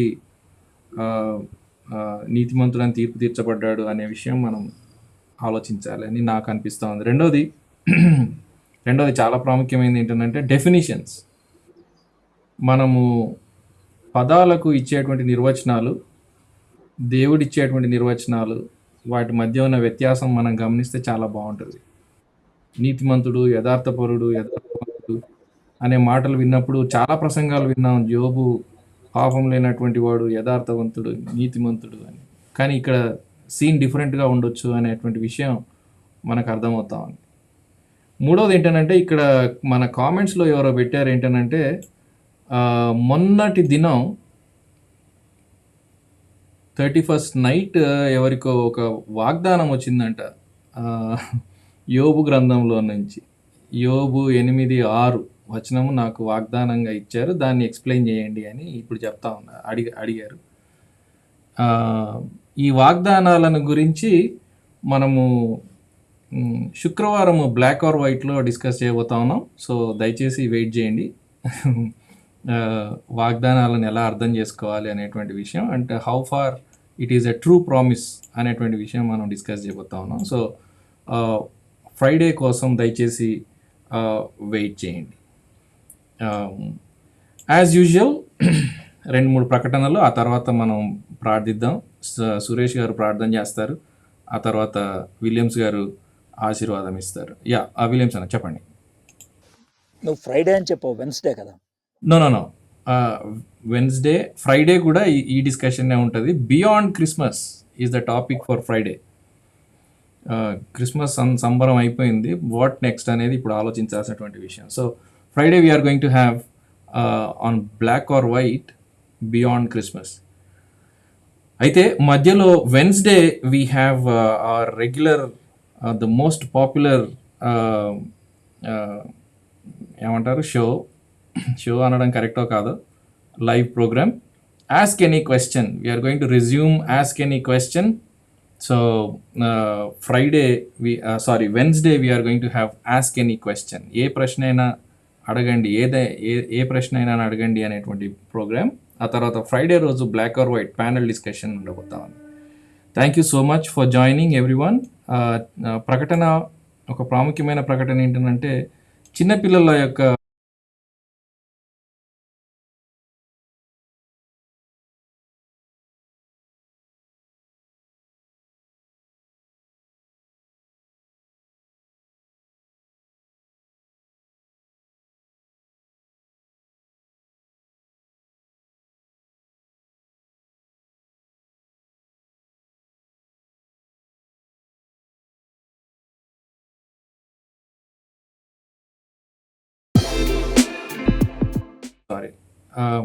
అవగాహనలోనికి వచ్చేలాగున ఈ పుస్తకం వాళ్ళ చేతుల్లోకి వెళ్ళాలి అనేది మా అందరి కోరిక. సో దయచేసి if you have not ordered yet, if you can see this, it is available in English and Telugu. You can contact on that number. దేవుని చిత్తం అయితే త్వరలో హిందీలోను, తమిళ్లోను రాబోతా ఉంది, అలాగే ఒరియాలో రాబోతా ఉంది. ప్రార్థన చేయండి. దేవుని చిత్తం అయితే ఐఈఎం వారి సహకారంతో ట్రైబల్ లాంగ్వేజెస్లోని కూడా ఇది వెళ్ళబోతా ఉంది. Our only purpose is children reading the Bible. పిల్లలు వాళ్ళకి అర్థమయ్యే భాషలో దేవుని వాక్యాన్ని చదవడం. చాలామంది మాకు ఒక్క అబ్బాయి ఉన్నాడు, ఒక్క అమ్మాయి ఉంది, సో మాకొక్కటి పంపించండి అని అడుగుతా ఉన్నాను. You can help many other people, many other children. So దయచేసి పుస్తకాలు కొనుక్కోలేని పిల్లల గురించి ఆలోచించండి. 2,500 స్పెండ్ చేస్తే you can gift to 10 children. 10 మందికి మీరు గిఫ్ట్ చేయవచ్చు. It's not a big deal. కాబట్టి please contact on this number 834